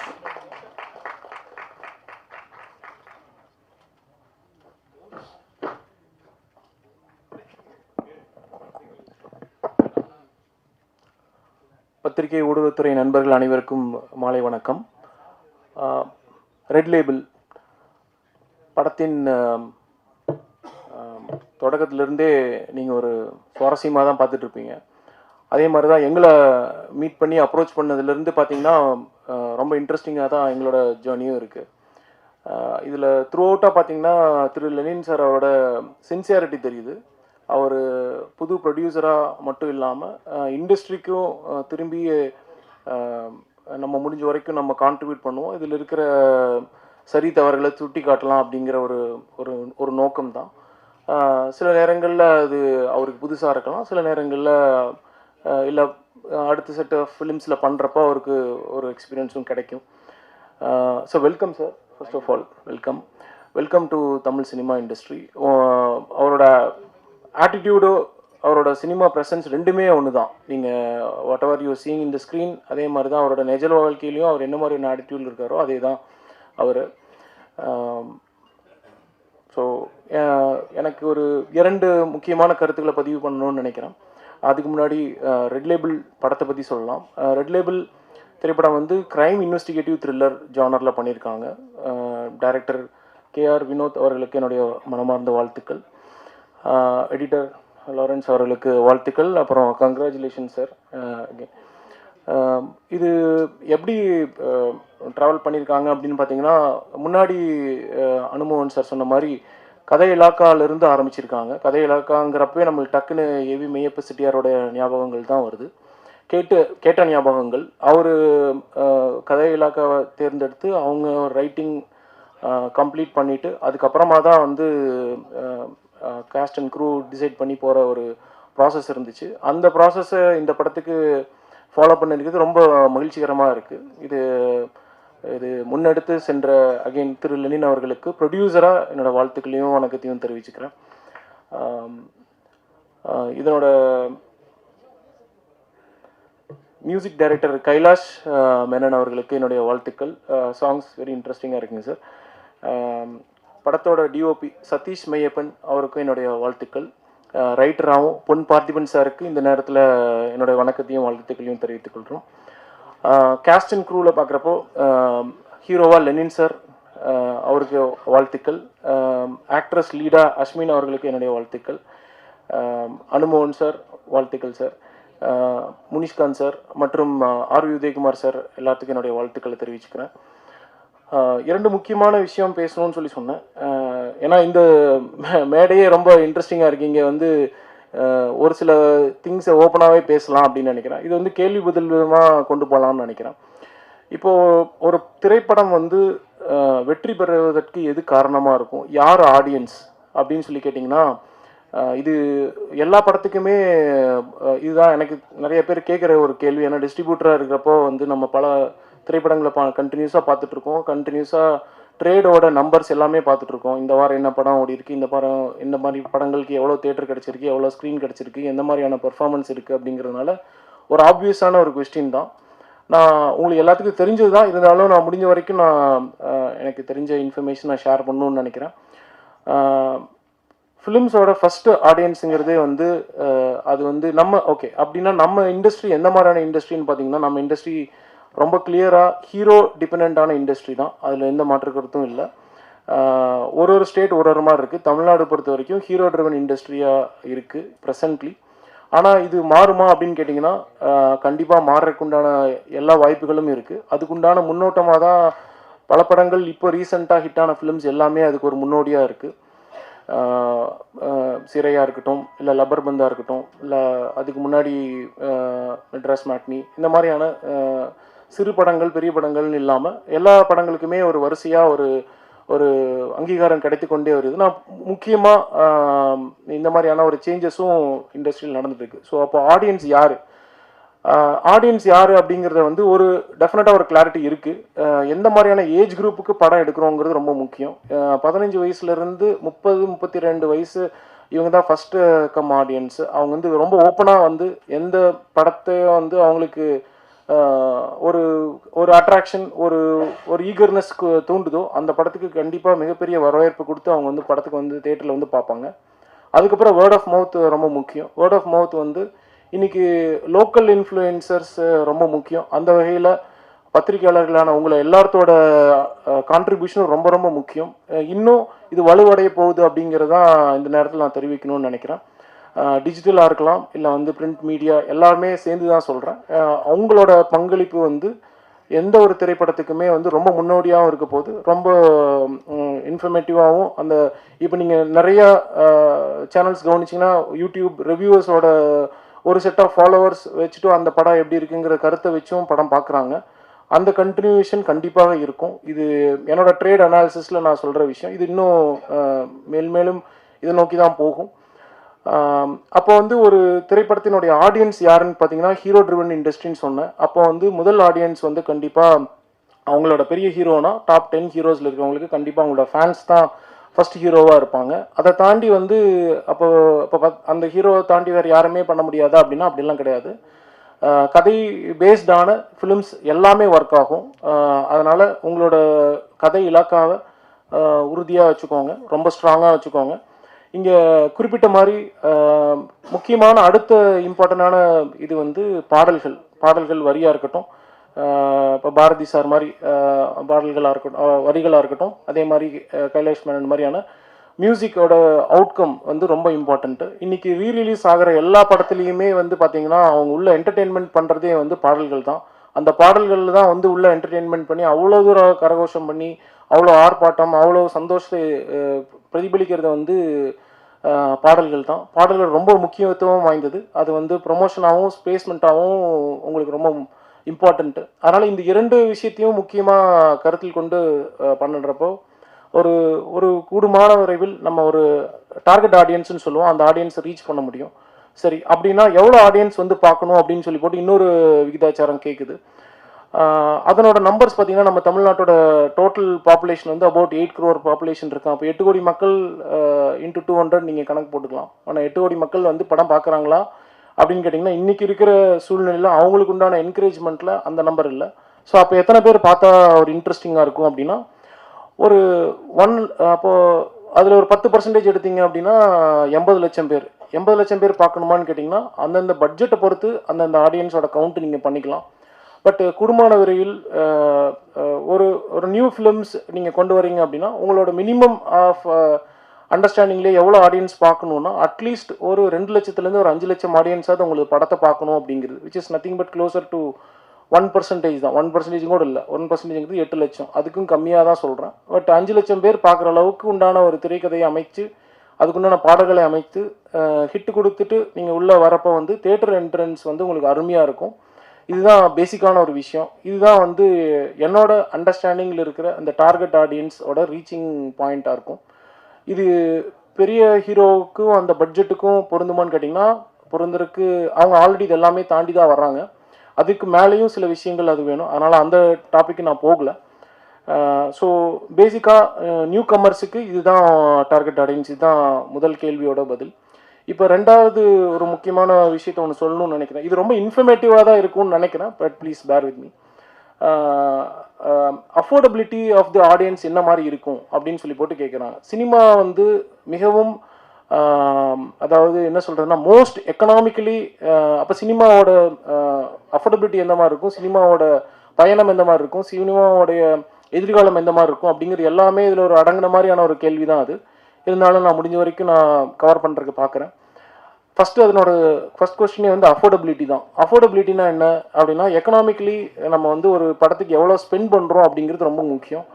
ஒரு படத்தோட ஸ்பெண்டிங்கிறது டைரெக்டாக டிக்கெட்டோட காஸ்ட்டில் தான் இருக்கும். அந்த டிக்கெட்டோட காஸ்ட்டுன்னு எடுத்துட்டிங்கன்னா இப்போ வந்து 150 ரூபாலேருந்து 200 ரூபா அப்படிங்கிறது தான் ஸ்டாண்டர்டான டிக்கெட் ரேட்ஸில் இருக்குது. 100 ரூபா, 150, 200. இந்த காஸ்ட் வந்து ஸ்டில் எல்லா தரப்பு மக்களுக்கும் அஃபோர்டபுளான ஒரு என்டர்டெயின்மெண்ட். எல்லாத்துக்குமே என்டர்டெயின்மெண்ட் வேணும். ஆடியன்ஸ்க்கு வேண்டியது கண்டென்ட். அந்த கண்டென்ட் வந்து சரியான கண்டென்ட் கொண்டு வரப்போ கண்டிப்பாக ஆடியன்ஸ் வருவாங்க, பெருந்திரளாக வருவாங்க. அப்போ வந்து இப்போ இந்த டிக்கெட் ரேட் மட்டும்தான் டிசைடிங் ஃபேக்டரானு கேட்டிங்கன்னா இல்லை. இது மேபி சிலருக்கு ஒரு ஒரு ஒரு தோன்றுதல் கூட இருக்கலாம். பட் இருந்தாலும் நீங்கள் கண்டிப்பாக நினைவுக்கு அதாவது ஒரு ரீகால் பண்ணணுங்கிறதுக்காக சொல்கிறேன்.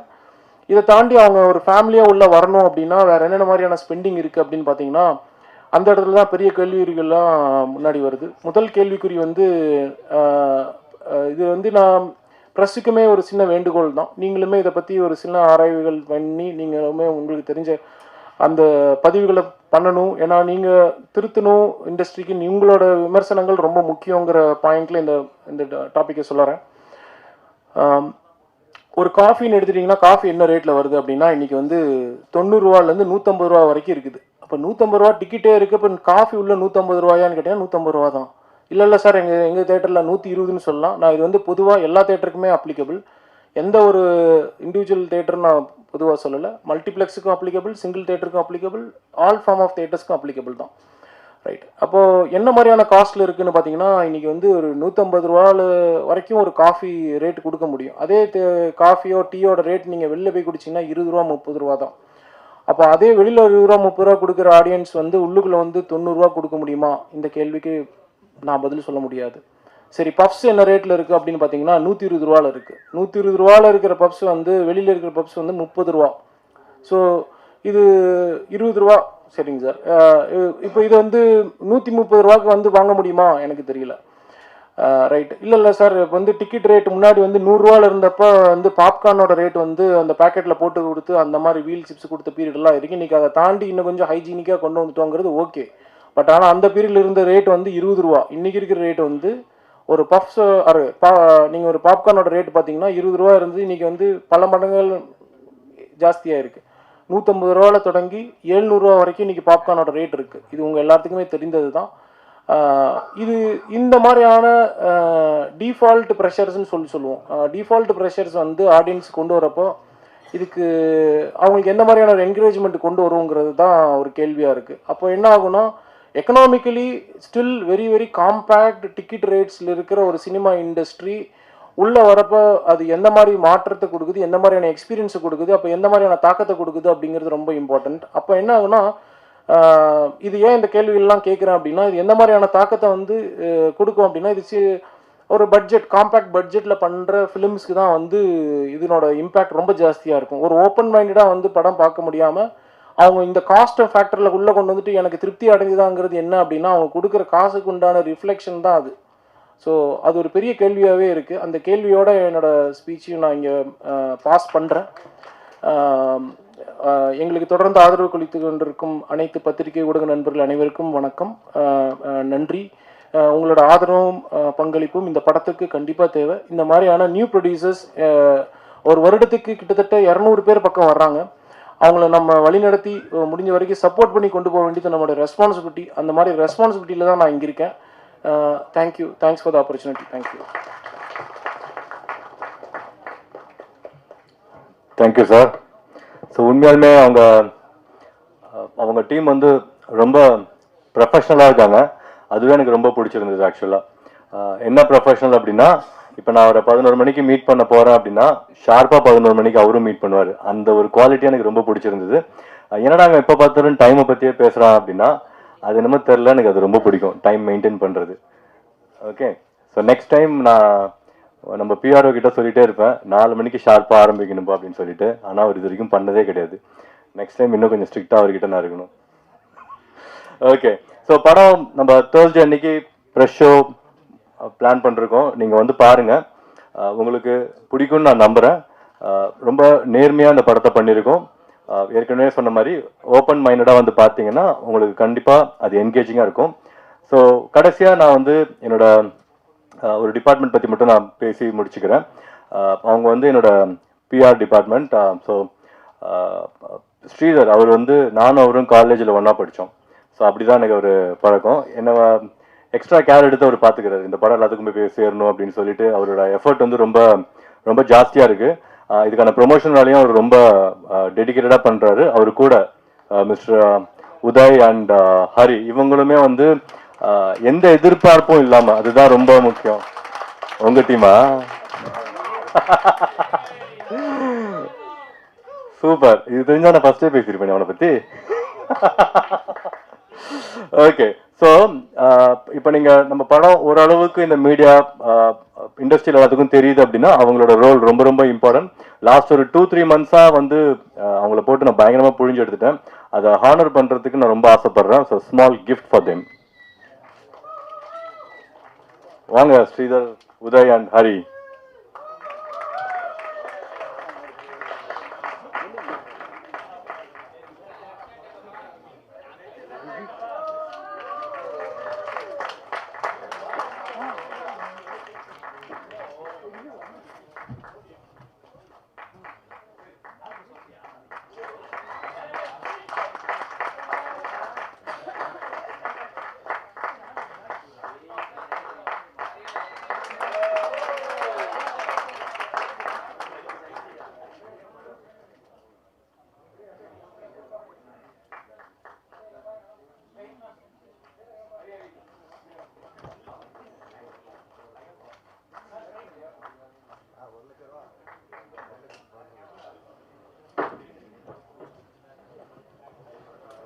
இன்னும் ஒரு 2 வருஷத்துக்கு முன்னாடினா இதுவே பெரிய காயினா இருந்திருக்கும்.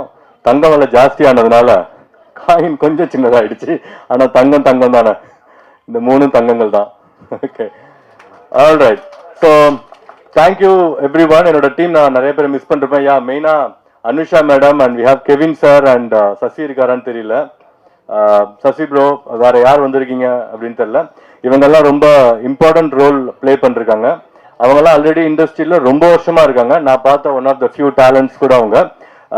சினிமான்றது நேரம் தானே, எவ்வளோ திறமை இருந்தாலும் நேரம் அமையணும். இவங்க எல்லாத்துக்கும் அந்த நேரம் அமையும் அப்படின்றத நான் நம்புறேன். Thank you every one. இப்பொழுது பத்திரிகையாளர்கள் வந்து நாங்களுடைய கேள்வியை கேட்கலாம். மைக் மைக் ஒரு நிமிஷம் மைக் எடு.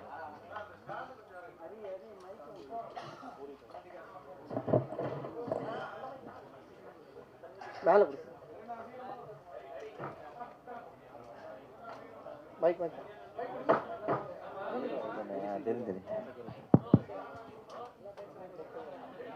டைரக்டர் சார்ட்ட கொடுங்க. டைரக்டர் ஆமாம். வணக்கண்ணா. வணக்கம். இல்லை, ரெட் லேபிள் வந்த உடனே நல்லா ஜாலியாக பேசிக்கின்னு பார்த்தேன். ப்ரொடியூசர் வந்து குறை மேலே குறை சொன்னார், அது கூட ஏற்றுக்கலாம். அனுமோகன் சார் வந்தார், டக்குன்னு ஹீரோலாம் மூக்கம் நுழைக்கிறாங்க, அவங்க வேலையை பாருங்கன்னு சொல்லிட்டாரு. இந்த ஹீரோ மூக்கம் நுழைச்சாரா? அவர் டப்புன்னு எழுந்து சொல்கிறத பார்த்தா ரொம்ப குடைச்சல் கொடுத்துப்பார் போல இருக்கே. சார் நான் கிளம்பிட்டேண்ணா. ஃப்ரெண்டு தான் நம்ம. எத்தனை வருஷம்ண்ணா? பல வருஷம் இருக்கும். அது வேற ஸ்ட்ரைட்டா வந்து இல்ல, அவரு சொன்னார்ல, அவருடைய வழி இருக்கும். அது ஹீரோக்கள் பண்ணாங்களா அப்படின்னு கேட்கறது ஃபர்ஸ்ட் டைரக்டர் கிட்ட இருந்து ஸ்டார்ட் பண்ணலாம் அப்படின்ட்டு தான் இருக்கு. அவருக்கும் எப்படின்னா அவர் சொன்னார்ல, நேரத்துக்கு ஆரம்பிக்கணும், எந்த எந்த விஷயமும் டைம் ஸ்டார்ட் பண்ணணும்னு இருக்குல்ல. அங்க வந்து எல்லா டெக்னீஷியனும் கரெக்டான டைமுக்கு வருவாங்க அப்படின்றது நமக்கு நம்ம புஷ் பண்ணுவோம். எனக்கு ஷார்ப்பா 6 மணிக்கு எல்லாரும் இருக்கணும், நான் போயிடுவேன். ஓகே, ஏன்னா என் டீம் வந்து 6 மணிக்கு உள்ள இருப்போம், லொக்கேஷன்ல 6 மணிக்கு இருப்போம் நாங்க. ஓகே, பட் ஒவ்வொருத்தரா வருவாங்கல்ல, எங்களால் அந்த டைம் எக்ஸாக்டா ஸ்டார்ட் பண்ண முடியல. நான் கோவப்பட மாட்டேன், ஏன்னா கோவப்பட்டா வேலை நடக்காது, போடா அப்படின்ட்டு போயிடுவாங்க. ஸோ அவங்க கிட்ட சிரிச்சுட்டே வேலை வாங்க வேண்டிய கடமை எந்த இருந்தது. ஸோ அந்த டைம் கூட விடாதீங்க, கோவப்படுங்க, நீங்க வந்துட்டு கோவப்பட்டு பேசுங்க அப்படின்னு சொல்லி அவர் என்னை புஷ் பண்ணாரு. ஸோ இந்த தலையீடு தான், ஏன்னா ப்ரொடியூசர் பணம் போட்டிருக்காரு, அது கூட பண்ணலன்னா நம்ம என்ன பண்ணுவோம், கால் மேலே கால் போட்டுட்டு ஓகே பொறுமையாக பண்ணலான்ற மாதிரி பண்ணுவோம்ல. ஸோ அதுக்கு அவர் எங்களுக்கு கொடுக்கல, அதில் அவர் ரொம்ப ஸ்ட்ராங்காகவே இருந்தாங்க. மற்றபடி எந்த தலையீடு இல்லை தலைவா. நீங்கள் எதாவது கேட்குறீங்கன்னா சொல்லுங்கள், கான்ட்ராவர்சி நான் கூட சொல்கிறேன். சொல்லுங்க. இல்லை ஏதாவது வேணும் சொல்லுங்க. இல்லை, பணம் போட்ட ப்ரொடியூசர்கிட்ட கேட்டுருவோம். சொல்லுங்க சார். மிச்சம் பண்ணலாம், அதுக்குன்னு இந்த லான்ச்சில் கூடவா நீங்கள் ஆங்கராக வந்து நிற்பீங்க, இங்கே ஸ்டார்ட் பண்ணுறீங்க. இது நீங்க காசு மிச்சம்னு பாக்குறீங்க, நான் இது குவாலிட்டி ஆஃப் வர்க்னு பாக்குறேன். இல்ல, அடுத்தவங்களுக்கும் ஒரு வாய்ப்பு இல்ல, அது நீங்க கொடுத்துருக்கலாம்ல காசு அவங்களுக்கு. நான் அது கொடுத்துறேன் சார், பண்ணிருக்கலாம்ல. ஆங்கர் நாங்க ஆல்ரெடி செலக்ட் பண்ணி அவங்களுக்கு காசு கொடுத்து நான் வீட்டுல உட்கார சொல்லிட்டேன். ஓ, காசு கொடுத்து வீட்டுல உட்கார சொல்லிட்டீங்க? அப்படிலாம் இல்லைங்க. இல்ல, நல்ல ப்ரொடியூசரா இருக்கீங்க. இல்ல அப்படி கிடையாது. நீங்க வந்து ஒரு நாளைக்கு 3-4 பிரஸ் மீட் பாப்பீங்க. எனக்கு தெரியும் உங்க பிசினஸ் எவ்வளவு டயரிங்கா இருக்குன்னு. ஒரு நாளைக்கு 4-5 படம் பாப்பீங்க. அதனால உங்களை கொஞ்சம் என்கேஜிங்கா வச்சுக்கலாம் அப்படின்றதுக்காக தான் இது நான் பண்ணேன். இது ரொம்ப யூஸ்வலா இருந்ததுன்னு வச்சுக்கோங்களேன். அவங்க நான் தப்பு சொல்லல சார், ஆல்ரெடி படத்துல 200 பேருக்கு வேலை கொடுத்துட்டேன் சார், ஒருத்தவங்களுக்கு கொடுக்கறதா கஷ்டம். இல்ல, நிறைய நடிகர்களை இங்க வந்து ஒரு நடிகர் வந்து இவ்வளவு கேட்டாரு, கிலோமீட்டர் கேட்டாருன்னு ஏன் பேரை சொல்றதுக்கு நீங்க எல்லாம் தயங்குறீங்கன்னு தெரிஞ்சுக்கலாமா? நான் தயங்கல சார், என் பிஆர் இவர் பேர் ரிப்பேர் ஆயிடும். இல்ல சார், என் பேர் சூப்பர் பேர். நான் கடைசி வரைக்கும் இல்ல சொல்லலாம் சார், எனக்கு அந்த பயமே கிடையாது. பட் என் பிஆர் வந்து வேணான்னு சொல்லிட்டாரு, அதனால நான் சொல்லல. சக்சஸ் மீட்டை நான் சொல்றேன் வச்சேன்னா. ஏன்னா இப்போ இந்த சினிமாவில் நிறைய கல்ச்சர் இருக்குன்னு எல்லாம் சொன்னாங்க இல்லையா, எனக்கு எல்லாம் புதுசா இருக்கிறதுனால ஒரு இன்ட்ரெஸ்டிங் கல்ச்சர் என்னன்னா, இப்போ இந்த போஸ்டர்ஸ் எல்லாம் ஒர்க் பண்றாங்கல்ல, அப்போ ஃபர்ஸ்ட் ஒரு பேக்கேஜ் இருக்கும், அந்த பேக்கேஜ்ல ரன்னிங் சக்சஸ்ஃபுல்லி போஸ்டரும் இருக்கு. அதை நான் கேட்டேன், ஏன்ப்பா பண்றீங்க, ஃபர்ஸ்டே நாங்க பண்ணிடுவோம் அப்படின்னா, படம் சக்சஸ் ஆகாதான் ரன்னிங் சக்சஸ்ஃபுல்லி போடணும் அப்படின்றாங்க. அது நம்ம படத்துக்கு இருக்காது. ரன்னிங் சக்சஸ்ஃபுல்லின்னு எல்லாம் சொன்னாதான் அந்த போஸ்டரே வெளியே வரும். சும்மா 4 நாள் கழிச்சு அது டெம்ப்ளேட்டெல்லாம் நான் விட மாட்டேன். இல்ல சார், இல்ல சக்சஸ் மீட் தான் எனக்கு, இது சக்சஸ் மீட் தான். ஏன்னா படம் ரிலீஸ் ஆகுறதே சக்சஸ் தான் எனக்கு. இப்போ உண்மைதான் சார், என்னுடைய 45 வருஷ அனுபவத்தில் எத்தனையோ காம்பேர் பார்த்துருக்கேன். ஆனால் உண்மையிலே பெர்ஃபெக்டாக காம்பேர் பண்ண ஆங்கர் நீங்கள் தான் சார். நீங்க பாராட்டிருக்கீங்க சார், பெரிய விஷயம் சார் இது. இல்லை ஏகப்பட்ட செய்திகளை அவர் சொல்லியிருக்காரு, அவருக்கு தெரியல, அதுதானே தவிர மற்ற ஒன்றும் இல்லை. கான்ட்ரவர்சினா அவ்வளோ கான்ட்ரவர்சி, ரொம்ப தெளிவாக. என்ன பெப்சி அளவுக்கு போயிட்டீங்க நீங்க. ஐயோ நீயா நிறுத்துறது, நானே நிறுத்த ஷூட்டிங்க சொன்னீங்க பாருங்க, அது எனக்கு ரொம்ப பிடிச்சது. ரொம்ப நன்றி சார், நான் உங்களை எதிர்பார்க்கல சார், உண்மையாலுமே ரொம்ப சந்தோஷமா இருக்கு நீங்க பண்ணது சார். எனக்கு அது பேசுனது டிஃப்ரெண்டா தெரியல சார். எல்லாருமே மனுஷங்க தானே, பெப்சியா இருக்கட்டும், சேம்பரா இருக்கட்டும், நாங்க இருக்கட்டும், எல்லாருமே ஹியூமன் பீயிங், எல்லாருமே சமன் சொல்ற ஆள் நான். அதனால எனக்கு யாருமே வந்து, அதனாலதான் பெரிய படம் சின்ன படம்லாம் ரொம்ப சொல்ல மாட்டேன். ஏன்னா எனக்கு எல்லாருமே ஒண்ணு, பெரிய ப்ரொடியூசர் சின்ன ப்ரொடியூசர்னு எல்லாரும் இப்படி தானே சாப்பிட்றோம், இப்படி சாப்பிட்றவங்க எல்லாருமே ஒன்று தான். அதனால நான் இதை அவங்க ஃபிக்ஸ் பண்ற வரைக்கும் நான் கேட்பேன் சார். நான் சொன்னது தப்பு இல்லைல்ல, ரைட்டு தானே? கரெக்ட் தான். இன்னொன்று, இதில் ஓட்டு போடுற சிம்பிள் வச்சிருக்கீங்களே எதுக்கு? காலேஜ் எலெக்ஷன்ல பசங்க எல்லாம் ஓட்டு போடுறாங்க சார், அதனால அந்த சிம்பிள் அங்கே வந்துச்சு. கதையில் எலெக்ஷன் இருக்கு சார், அதனால யூஸ் பண்ணியிருக்கோம் சார். இதில் இன்னொரு முக்கியமான விஷயம், பக்கத்தில் இருக்காரு அவர் மிகப்பெரிய ஜோதிடர் தெரியுமா உங்களுக்கு? அந்த ஜோதிடர் நம்ம உங்கள் ப்ரொடியூசர் ஹீரோவுக்கு என்ன சொன்னார்? ஏற்கனவே இவங்க எல்லாருக்கும் சொல்லிட்டேன், இந்த இடத்துல சொல்ல விரும்புகிறேன். அதாவது ஒரு ஆளுக்கு ஜோசியம் சொல்கிறதுங்கிறது அவருடைய தனிப்பட்ட வாழ்க்கை, அதை பற்றி சொல்ல முடியும். ஆனால் இது ஒரு யூனிட். இந்த யூனிட்டில் மெயினான ஆட்கள், இப்போ கேமராமேன் இருக்காங்க, மியூசிக் டைரக்டர் இருக்காரு, டைரக்டர் இருக்காரு, நடிகர் நடிகை எல்லாருமே இருக்கோம். இந்த குரூப் சேரும் பொழுது சில பேருக்கு வந்து அப்படியானெல்லாம் கேட்க தோணும். என்னென்னா, ஒரு நல்ல விஷயம் நடக்கும் பொழுது ஒரு 100 பேர் சேர்ந்து ஒரு விஷயத்தை ஆரம்பிக்கிறாங்க, ஒரு தொழில் ஆரம்பிக்கிறாங்கன்னா அந்த தொழில் வெற்றி பெறதுக்கு காரணம் அந்த 100 பேருடைய ராசியும் கோச்சாரப்படி நல்லாவே இருக்கும். இதுதான் உண்மை. ஆனால் யாருமே ஜாதகம் ஜோசியம் பார்த்துட்டு ஒவ்வொருத்தரும் ஃபிக்ஸ் பண்ணுறது இல்லை. ஆனால் அது தானாக அமையிறது. புரிஞ்சு அவங்களுக்கு. இன்னொன்று சொல்லிடுறேன், இந்த படத்தை பொறுத்த வரைக்கும் ஏன் வந்து வெற்றி பெறும் அப்படின்னா, ஃபஸ்ட்டு ஒன்று தெரிஞ்சுக்கங்க, 2026 இந்த ஆண்டு வந்து கலைத்துறை, அதுவும் சினிமா துறைக்கு மிக அருமையான ஆண்டு. கைத்தட்டுங்கண்ணா. என்னங்கண்ணா, அப்புறம் எதுக்கு நான் ஜோசியம் சொல்லணும்? 26ஆம் ஆண்டு என்பது வந்து மிகச்சிறந்த ஆண்டு, திரையுலகுக்கு ரொம்ப ரொம்ப முக்கியமான வருஷம். அந்த ஆண்டில் இவங்க அடியெடுத்து வைக்கிறாங்க, ஒரு புதிய யூனிட் களத்தில் இறங்குது. ஸோ சின்ன படங்களும் சூப்பர் ஹிட் ஆகும் என்ற ஒரு பெயரை இந்த கிரீன் லேபிள் வாங்கியே கொடுக்கும் கொடுக்கும் கொடுக்கும். நான் டைட்டில் மாத்திட்டேன், ஆடியன்ஸ் ரிப்போர்ட் கிரீன் லேபிள் தான் சார். நான் ரெட் லேபிள் சேர்க்கறதுக்கே கஷ்டப்பட்டுட்டு இருக்கேன். அடுத்தது கிரீன் லேபிள் வைங்க. இதை என்ன இன்னொன்று சொல்லிடுறேன், நீங்க கேட்டதுக்கு இந்த படத்தை பொறுத்த வரைக்கும் அப்படிங்களா, பொதுவாக வந்து ரசிகர்களில் சில குடிமக்களுக்கு ரெட் லேபிள் பிடிக்கும், பல குடிமக்களுக்கும் ஒரு ரெட் லேபிள் பிடிக்கும். அது இரவில் குடிப்பது, இது பகலில் குடிப்பது. ஆனால் இரவில் குடிப்பவனும் சரி, பகலில் குடிப்பவனும் சரி, இந்த 2 குடிகாரங்களுமே, முதல் சொன்னது டீ, இன்னொன்று சொன்னது பிராண்ட் டீ. அது ஒரு பிராண்டான டீ. அது இவர்கள் இந்த குரூப் பூராமே இந்த ரெட் லேபிள் படத்தை நிச்சயமாக பார்த்து பாராட்டுவார்கள். ஹீரோயின் நேம் வந்து அஸ்வினா, யாஸ்மினா? அஸ்மின். அஸ்மின் சார், அஸ்மின் தானா? ஓகே. லெனினுக்கு ஒரு கேள்வி. ஹீரோயின் வந்து ரெட் லேபிள்னு சஜஸ்ட் பண்ணதா சொல்லியிருந்தீங்க. ஆக்சுவலாக நீங்கள் பேசினதெல்லாம் வச்சு பார்க்கும்பொழுது நிறைய ரெவல்யூஷனரி விஷயங்கள்லாம் நீங்கள் பேசுனீங்க. ரெட் ரெபல்கிட்ட கூட வச்சிருக்கலாமா அப்படின்னு தோணுது. வச்சிருக்கலாம் சார். நான் பேசுனது ரெவல்யூஷன்லாம் கிடையாது சார். பேசிக் இல்லை டைட்டில் இஷ்யூஸ்ல இருந்து கமிஷன்ல இருந்து எல்லாமே நீங்க பேசுனீங்க இல்லையா? அது மட்டும் பாடி லாங்குவேஜ் பூராவே வந்து விஜய் பார்க்குற மாதிரியே இருந்தது. மேபி காலேஜ் எலெக்ஷன் பேஸ் பண்ணி நீங்க படம் எடுக்கிறீங்க. பொலிட்டிக்ஸ் ஏதாவது கனவுகள் இருக்கா? இருக்கு சார்.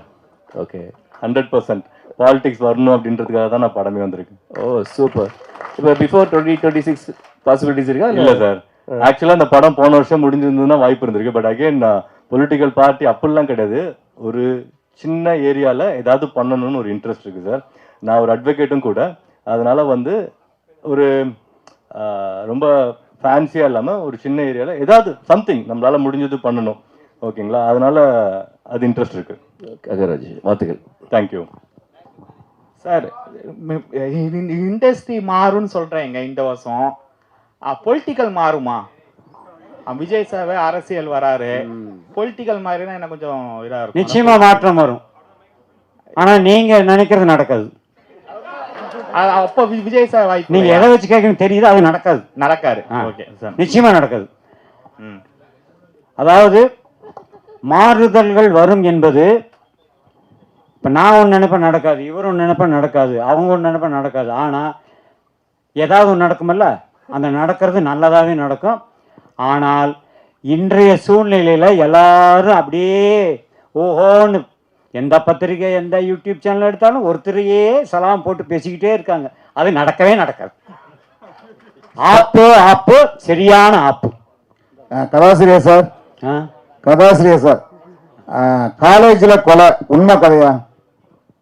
உண்மை கதையெல்லாம் கிடையாது சார், கற்பனை கதை தான் அது.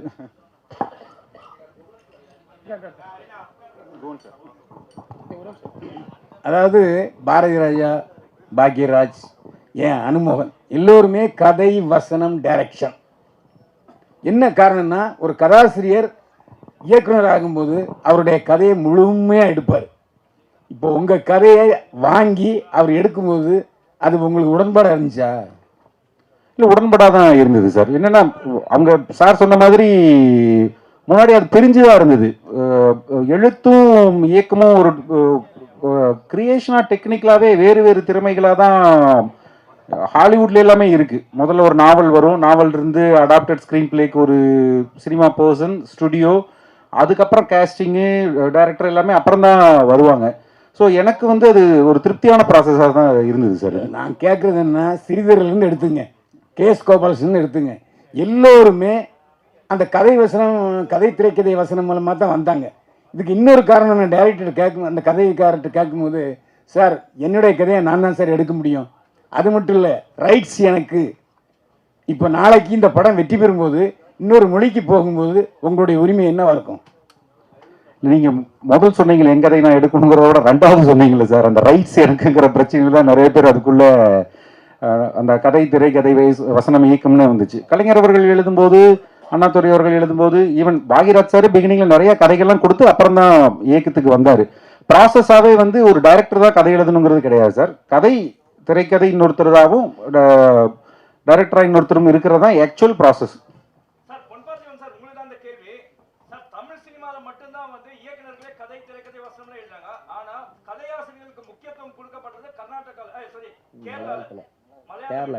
மராத்தி இண்டஸ்ட்ரியில பாத்தீங்கன்னா கதையாசிரியர்களுக்கு அங்கீகாரம் கிடைக்குது.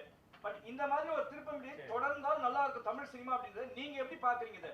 உங்களுக்கான அங்கீகாரம் இருக்காது? இல்லை, இதான் முதல் இப்போதான் நான் கதை, திரைக்கதை எழுதி கொடுத்துருக்கேன். ஆக்சுவலாக இது ஒரு ஆரோக்கியமான ஒரு இதுவாக இருக்கும். வேறு வேறு தளங்கள்ல இருந்து கதைகளோட ஆட்கள் வருவாங்க, வித்தியாசமான சினிமாக்கள் வரும். மலையாளம் இண்டஸ்ட்ரி, ஈவன் தெலுங்குலையும் நிறையா அந்த மாதிரி ரைட்டர்ஸ்க்கான இது இருக்குது. தமிழில் நிஜமாலுமே கொஞ்சம் குறைவாக தான் இருக்குது. கண்டென்ட் ட்ரிவன் ஃபிலிம் வேணும்னா நீங்கள் நிறைய ரைட்டர்ஸ்க்கு கிட்ட நிறைய ரைட்டர்ஸும் உள்ளே வருவாங்க. நிறைய பேர் காத்துட்டு இருக்கிறாங்க கதைகள் வச்சுக்கிட்டு. அவங்க எல்லாருமே அசிஸ்டன்ட் டைரக்டராக இருந்து டெக்னிக்கல் குவாலிட்டி தான் கற்றுக்கிட்டு வர முடியாத, எழுத்து மட்டுமே வர்ற ஆட்களும் இருக்கிறாங்க. சில பேர் பிரமாதமாக படம் எடுப்பாங்க, அவங்களுக்கு வந்து ஒரு எழுத்தாளர் தேவைப்படும். இது நிஜமாலுமே ரெண்டு விதமான டேலண்ட்டு. இண்டிவிஜுவல் ரைட்டர்ஸ் வருது இண்டஸ்ட்ரிக்கு, அதுவும் ஒரு கண்டென்ட் தேவைங்கும் போது ரொம்ப தேவையான சமாச்சாரம் தான் நான் நினைக்கிறேன் சார்.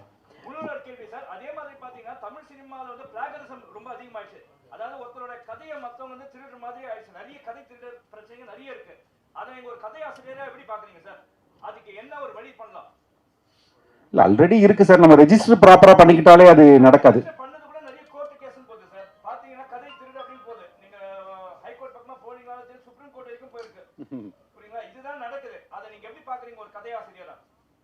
இல்லை, கதை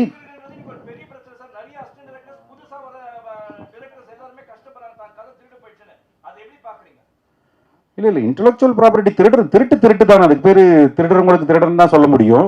பட் நிறைய நம்ம பாதுகாப்பா இருந்துக்க வேண்டியதா இருக்கு. வீட்டை பூட்டிக்கிற மாதிரி நம்ம கதையும் பத்திரமா வச்சுக்கிறது நம்மளுடைய பொறுப்பு தான். அது குகன் சார், தியேட்டர்ல வந்து பார்க்கிங், சமோசா இதெல்லாம் சொன்னீங்க. ஆனால் இப்போ சமீபத்தில் சல்லியர்கள் படம் வந்து மாலில் கூட வெளியிடலையே, அதை பற்றி யாரும் பேச மாட்டீங்க. ஒரு படம் வந்து தியேட்டருக்கு வந்தால் தான் முதல்ல அவங்களுக்கு பிஸ்னஸ்ஸே. நீங்கள் அப்போ கூட யாருமே குரல் கொடுக்கல தமிழ் இண்டஸ்ட்ரியில். தான் படம் வரும்போது தான், வலிக்கும் போது தான் எல்லாத்தையும் சொல்கிறீங்க. இது காலகாலமாக உங்களுக்கு தெரியாதா? பார்க்கிங் இருக்குது, சோமாஸ் வைக்கிறானுங்க, சமோசா வைக்கிறானுங்க, வாட்டர் பாட்டில் எடுத்து போகக்கூடாது, வெளியில இருந்து தின்பண்டங்கள் வாங்கிட்டு போகக்கூடாதுன்னு எப்போத்தையே கொண்டு வந்தாங்களே. அன்னைக்கு குரல் கொடுக்காம இன்னைக்கு குரல் கொடுத்துட்டு இருக்கீங்க. இல்லை, நீங்கள் கேட்ட கேள்வி ரெண்டு கேள்வி. ஒன்று வந்து கேன்டீனோட ரேட் பற்றி நம்ம பேசினோம், அதை பற்றி அது செகண்டு. ஃபஸ்ட்டு கேள்வி வந்து சல்லியர்கள் படத்துக்கு ஏன் குரல் கொடுக்கலான்ட்டு. கூடுமான விரைவில் நீங்கள் பார்த்தீங்கன்னா ப்ரொடியூசரே வந்து ப்ரெஸ் மீட்டில் தான் கன்வே பண்ணார். அப்போ ப்ரெஸ் மீட்டில் சொன்னதுக்கு மேலே ஒரு குரல் வேண்டுமான்னு கேட்டிங்கன்னா அதுவே போதுமான குரல் தான். அதுவே பலமாகவும் ஒழிச்சிருச்சு. எல்லாத்துக்குமே போய் சேர வேண்டிய இடம் எல்லா இடத்துலையுமே போய் சேர்ந்துருச்சு. அது ஒன்று. இன்னொன்று வந்து அதுக்கு எந்த மாதிரியான முடிவுகள் எடுக்கிறோம், எந்த மாதிரியான ஒரு ஜேர்னி எடுக்கிறோம் அப்படிங்கிறது ரொம்ப முக்கியம். அது அவரோட ஒரு மெத்தட் தான். அது வந்து அதே அடுத்த வாரம் தள்ளி வந்திருக்கலாம். அதில் ஒரு எப்படி ஒரு நல்லது இருக்கோ அதே மாதிரி ஒரு கெட்டதும் இருக்குது. அந்த மாதிரியான சில ப்ராப்ளம்ஸ் இருக்குது அப்படின்னா அதை நம்ம சால்யூஷன் பார்க்கலாம் முடிஞ்ச வரைக்கும். அதுதான் அந்த மாதிரி போயிருந்துருக்கலாம். எப்பவுமே ஒரு திரைப்படம் திரைக்கு வர்றது ரொம்ப முக்கியம். அதுக்குண்டான வழிமுறைகளில் இன்னும் கொஞ்சம் எஃபோர்ட் எடுத்துருக்கலாம். அதுக்குண்டான ப்ராப்ளம் இருக்குது. பட் அது எவ்வளோ சொல்ல முடியுமோ அவ்வளோ சொல்லிட்டார். அதுக்கு மேலே மறுபடியும் அதை ஆம்பிளிஃபை பண்ண வேண்டியதில்லைன்னு நினைக்கிறேன். இல்லை, மால் போன்ற திரையரங்கில் பெரிய இடத்துங்கள்லாம் பார்த்தீங்கன்னா சிறு படங்கள் உள்ளே கூட நுழைய முடியல. அப்போ உங்கள் படமும் ரேட்டுன்னு சொல்லிட்டாங்கன்னா நிறுத்திடுவீங்களா? தேட்டருக்கு போக மாட்டீங்களா? எல்லா மால்லையும் தான். சின்ன டப்பா தேட்டரில் போட்டாலும் படம் நல்லா இருக்குன்னா மால் தேட்டர் தானே கூப்பிடுவோம். புரிஞ்சு உங்களுக்கு? அப்புறம் ரெண்டாவது இன்னொன்று, சினிமா பற்றி இவ்வளோ பேசுகிறோமே, டிக்கெட் ரேட்டெல்லாம் பேசுகிறோமில்ல, இனிமேல் சினிமா என்ன ஆகும் தெரியுங்களா? இன்டர்வல் வரைக்கும் 120, இன்டர்வலுக்கு அப்புறம் பார்த்தீங்கன்னா 120. பாதி வரைக்கும் பார்த்துட்டு நல்லா இல்லைன்ட்டு வெளியே போனீங்கன்னா உங்களுக்கு 120 ரூபா மிச்சம். செகண்டாகவும் பார்க்குற மாதிரி இருந்தால் 240 ரூபா கொடுக்கணும். இப்படியெல்லாம் சினிமா வந்தாலும் வரும். நான் இப்போ எதுக்கு சொல்கிறேன்னா, ஒரு ஃபேமிலி இன்னைக்கு ஒரு சராசரி ஒரு மீடியம் ஃபேமிலியில் ஒரு 4 பேர் 2 குழந்தைகளோட 4 பேர் போகிறாங்க ஹஸ்பண்ட் ஒய்ஃப். ஒரு படம் பார்க்குறதுக்கு 4 பேருக்கு 150 ரூபா டிக்கெட் போட்டால் என்னாச்சு? 600 ரூபாச்சா? அவ்வளோதான் செலவு பண்ண முடியும். மீறி போனால் உள்ள ஒரு 200 ரூபா செலவு பண்ணலாம் இந்த குழந்தைகளுக்கு. ஒரு ஃபேமிலி சினிமாவுக்கு போயிருக்கு, படம் பார்த்துருக்காங்க, குழந்தைங்க ஃபர்ஸ்ட் ஹாஃபில் சும்மா விழுந்து சிரிக்குது, அவ்வளோ காமெடி. செகண்ட் ஹாஃப் ஸ்டார்ட் பண்ணான், பயங்கர காமெடி செகண்ட் ஹாஃபில். ஆனால் குழந்தைங்க அழுதுகிட்டே இருக்கு, சிரிக்கல. ஏன்னா இன்டர்வலில் அங்கே அப்பா வந்து பாப்கார்ன் வாங்கி தரல. 300 ரூபா 400 ரூபாய் பாப்கார்ன் வாங்கல, குழந்தை அழுகுது. அப்போ ஒரு ஃபேமிலி என்பவங்க ஒரு 500 ரூபா 600 ரூபா மீறி போனால் ஒரு 800 ரூபா ஒரு ஃபேமிலி படம் பார்க்கறது போய் 2500 ரூபா தூக்கிட்டு போக வேண்டியது இருக்கு. எப்படி தேட்டருக்கு வருவாங்க? ஃபர்ஸ்ட் ரீசனே சார், தியேட்டர் க்ரௌடு வர முதல் காரணமே இந்த தியேட்டர்ல வந்து ரேட்டை குறைக்கணும். காபி டீல் இருந்து அப்புறம் எதுக்கு? புரிஞ்சுதா உங்களுக்கு? ஸோ தியேட்டருக்கு பப்ளிக் வராத முதல் காரணமே இந்த தியேட்டர் தான் சார். அந்த படம் எல்லாம் அப்புறம் சார் இங்க பாருங்க, ஆடியன்ஸ் வந்து எல்லா மூவியும் பாக்குறாங்க. மெயினா வந்து இந்த ரீலீஸ் மூவி இருக்கு பாத்தீங்களா, மங்காத்தான்னு சொல்லக்கூடிய மூவி, கில்லின்னு சொல்லக்கூடிய மூவி 4 வாரம் ஹவுஸ்ஃபுல்லா போயிட்டு இருக்கு சார். எல்லா தேட்டர்லயுமே வந்து முக்காவாசி தேட்டர்ல ஆடியன்ஸ் வந்து இது பண்றாங்க. ஆடியன்ஸ் கிட்ட கேட்கும் போது இப்போ உள்ள மூவியோட கிளாரிட்டி ஒர்த்தா இல்ல, அப்போ உள்ள மூவி கிளாரிட்டி ஒர்த்தா இருந்துச்சுன்னு ஆடியன்ஸோட ஃபீட்பேக் சொல்றாங்க. நீங்களே செக் பண்ணிக்கலாம். மங்காட்டாவோட படையப்பா படங்களோட வந்து 50 கோடி கலெக்ட் பண்ணுச்சு. 60 கோடி கலெக்ட் பண்ணி. என்ன மக்கள் வந்து தியேட்டருக்கு வரதா செய்யறாங்க. பாப்கார்ன் ரேட்டுக்காக மக்கள் தியேட்டருக்கு வராம இல்லவே. ஐயோ, நான் சொல்றது உங்களுக்கு புரியல சாமி. 500 ரூபா தான் செலவு பண்ண முடியுங்கிற வர்றதில்ல. அப்படியா இல்ல சார், 2000 ரூபாய் கூட எல்லாம் வாங்குறாங்க சார். நீங்க நினைச்சிட்டீங்க படத்தோட குவாலிட்டி நல்லா இல்லன்னு சொல்றாங்க. அதெல்லாம் கிடையாது. மிடில் கிளாஸ் எல்லா படம் பார்க்குற ரசிகர் நிறைய பேர் இருக்காங்க. இந்த ரசிகர் படமே பார்க்கணும் கிடையாது. சினிமா ரசிகர்கள் என்பது சகல படங்களை பார்க்குறோம் நிறைய பேர் இருக்காங்க. பர்டிகுலர் ரசிகர்களை விட பொதுவாக சினிமாவை ரசிக்கும் ரசிகர்கள் தமிழ்நாட்டில் அதிகம். எல்லா படத்தையும் பார்ப்பாங்க, அவங்க தான் அதிகம். அவங்க ஏன் உள்ள வர்றதில்லை? நான் சொல்றது குறிப்பாக ஃபேமிலியோட ஏன் வர்றதில்லை? ஃபர்ஸ்ட் ரீசன் 4 மடங்கு செலவு. அவங்களால முடியாது. நான் வந்து இன்னைக்கு வந்து ஒரு 4 படம் ரிலீஸ் ஆகுதுன்னா எனக்கு 4 படத்துக்கு 600 ரூபா செலவாகுதுன்னா 4 படத்தையும் பார்ப்பேன். நான் ஒவ்வொரு தடவை படம் பார்க்கும்போது 1000 ரூபா செலவு 4 படம் பார்க்க முடியாது என்னுடைய வருமானத்துக்கு. நீங்கள் அதை யோசிக்கணும். அதுதான் உண்மை. தியேட்டருக்கு க்ரௌடு வரும்னா உள்ளன்னு சொன்னால் அவங்க ஏதாவது ஸ்நாக்ஸ் ஏதாவது சாப்பிடணும், காஃபி கீபி சாப்பிடணும்னா அந்த ரேட்டை குறைங்க, ஆட்டோமேட்டிக்காக உள்ளே வருவான். அந்த கொடுக்குற 150 ரூபாய்க்கு எந்த படமும் குறைய இருக்காது. அதெல்லாம் சும்மா ஏன் வர்றதில்லைங்கிறது தான் ரீசன் சொல்கிறேன். காஸ்ட்டு வந்து உள்ளே விற்கிற பொருட்களுடைய விலை வந்து ரொம்ப ஓவர் டிக்கெட்டை விட. அதனால தான் ஃபேமிலியாக வர்றதில்லை. ஜாலியாக போகிறவங்க போவான், 500 ரூபாய்க்கு 600 ரூபா செலவு பண்ணுறோம் உள்ள தேட்டருக்குள்ளே போவான், எல்லா படத்துக்கும் போவான். ஆனால் சராசரி ஒரு ஏழைபாளையம் கூட ஒரு தேட்டரில் வந்து படம் பார்க்கணும்னா இந்த டிக்கெட் ரேட்டுக்கு நிச்சயமாக வருவாங்க. உள்ளே வந்து சாப்பிட்ற பொருள்னாலே வர்றதில்லை.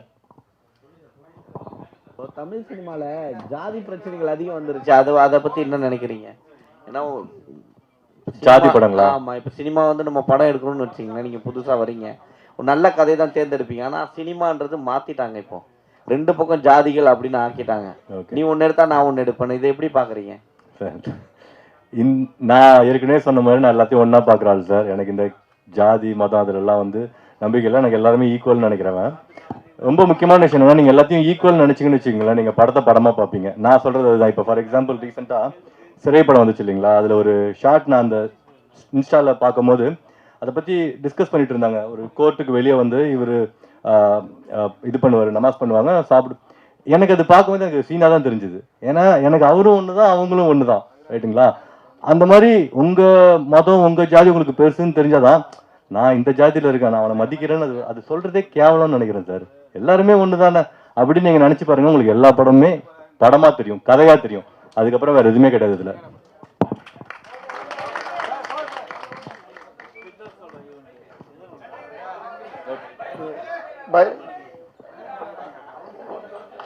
ஒரே நிமிஷம் சார்.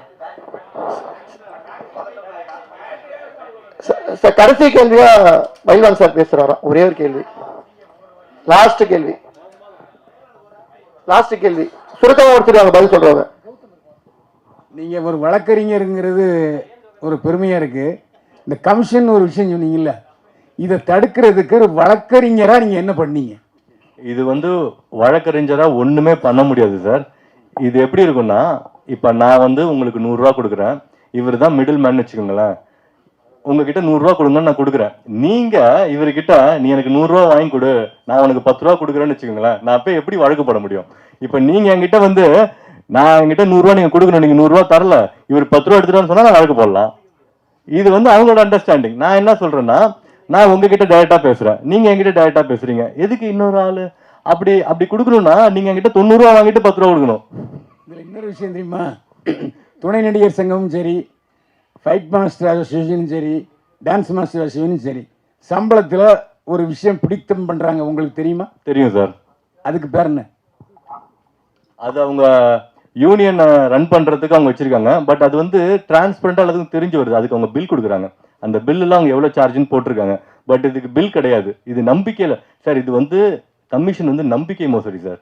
ஒருத்தவங்க நம்பிக்கையை வந்து சேலஞ்ச் பண்ணணும்னு வச்சுக்கோங்களேன், அது வேறு எதுவுமே அதை விட கேவலமான விஷயம் எதுவும் கிடையாதுன்னு நான் நினைக்கிறேன்.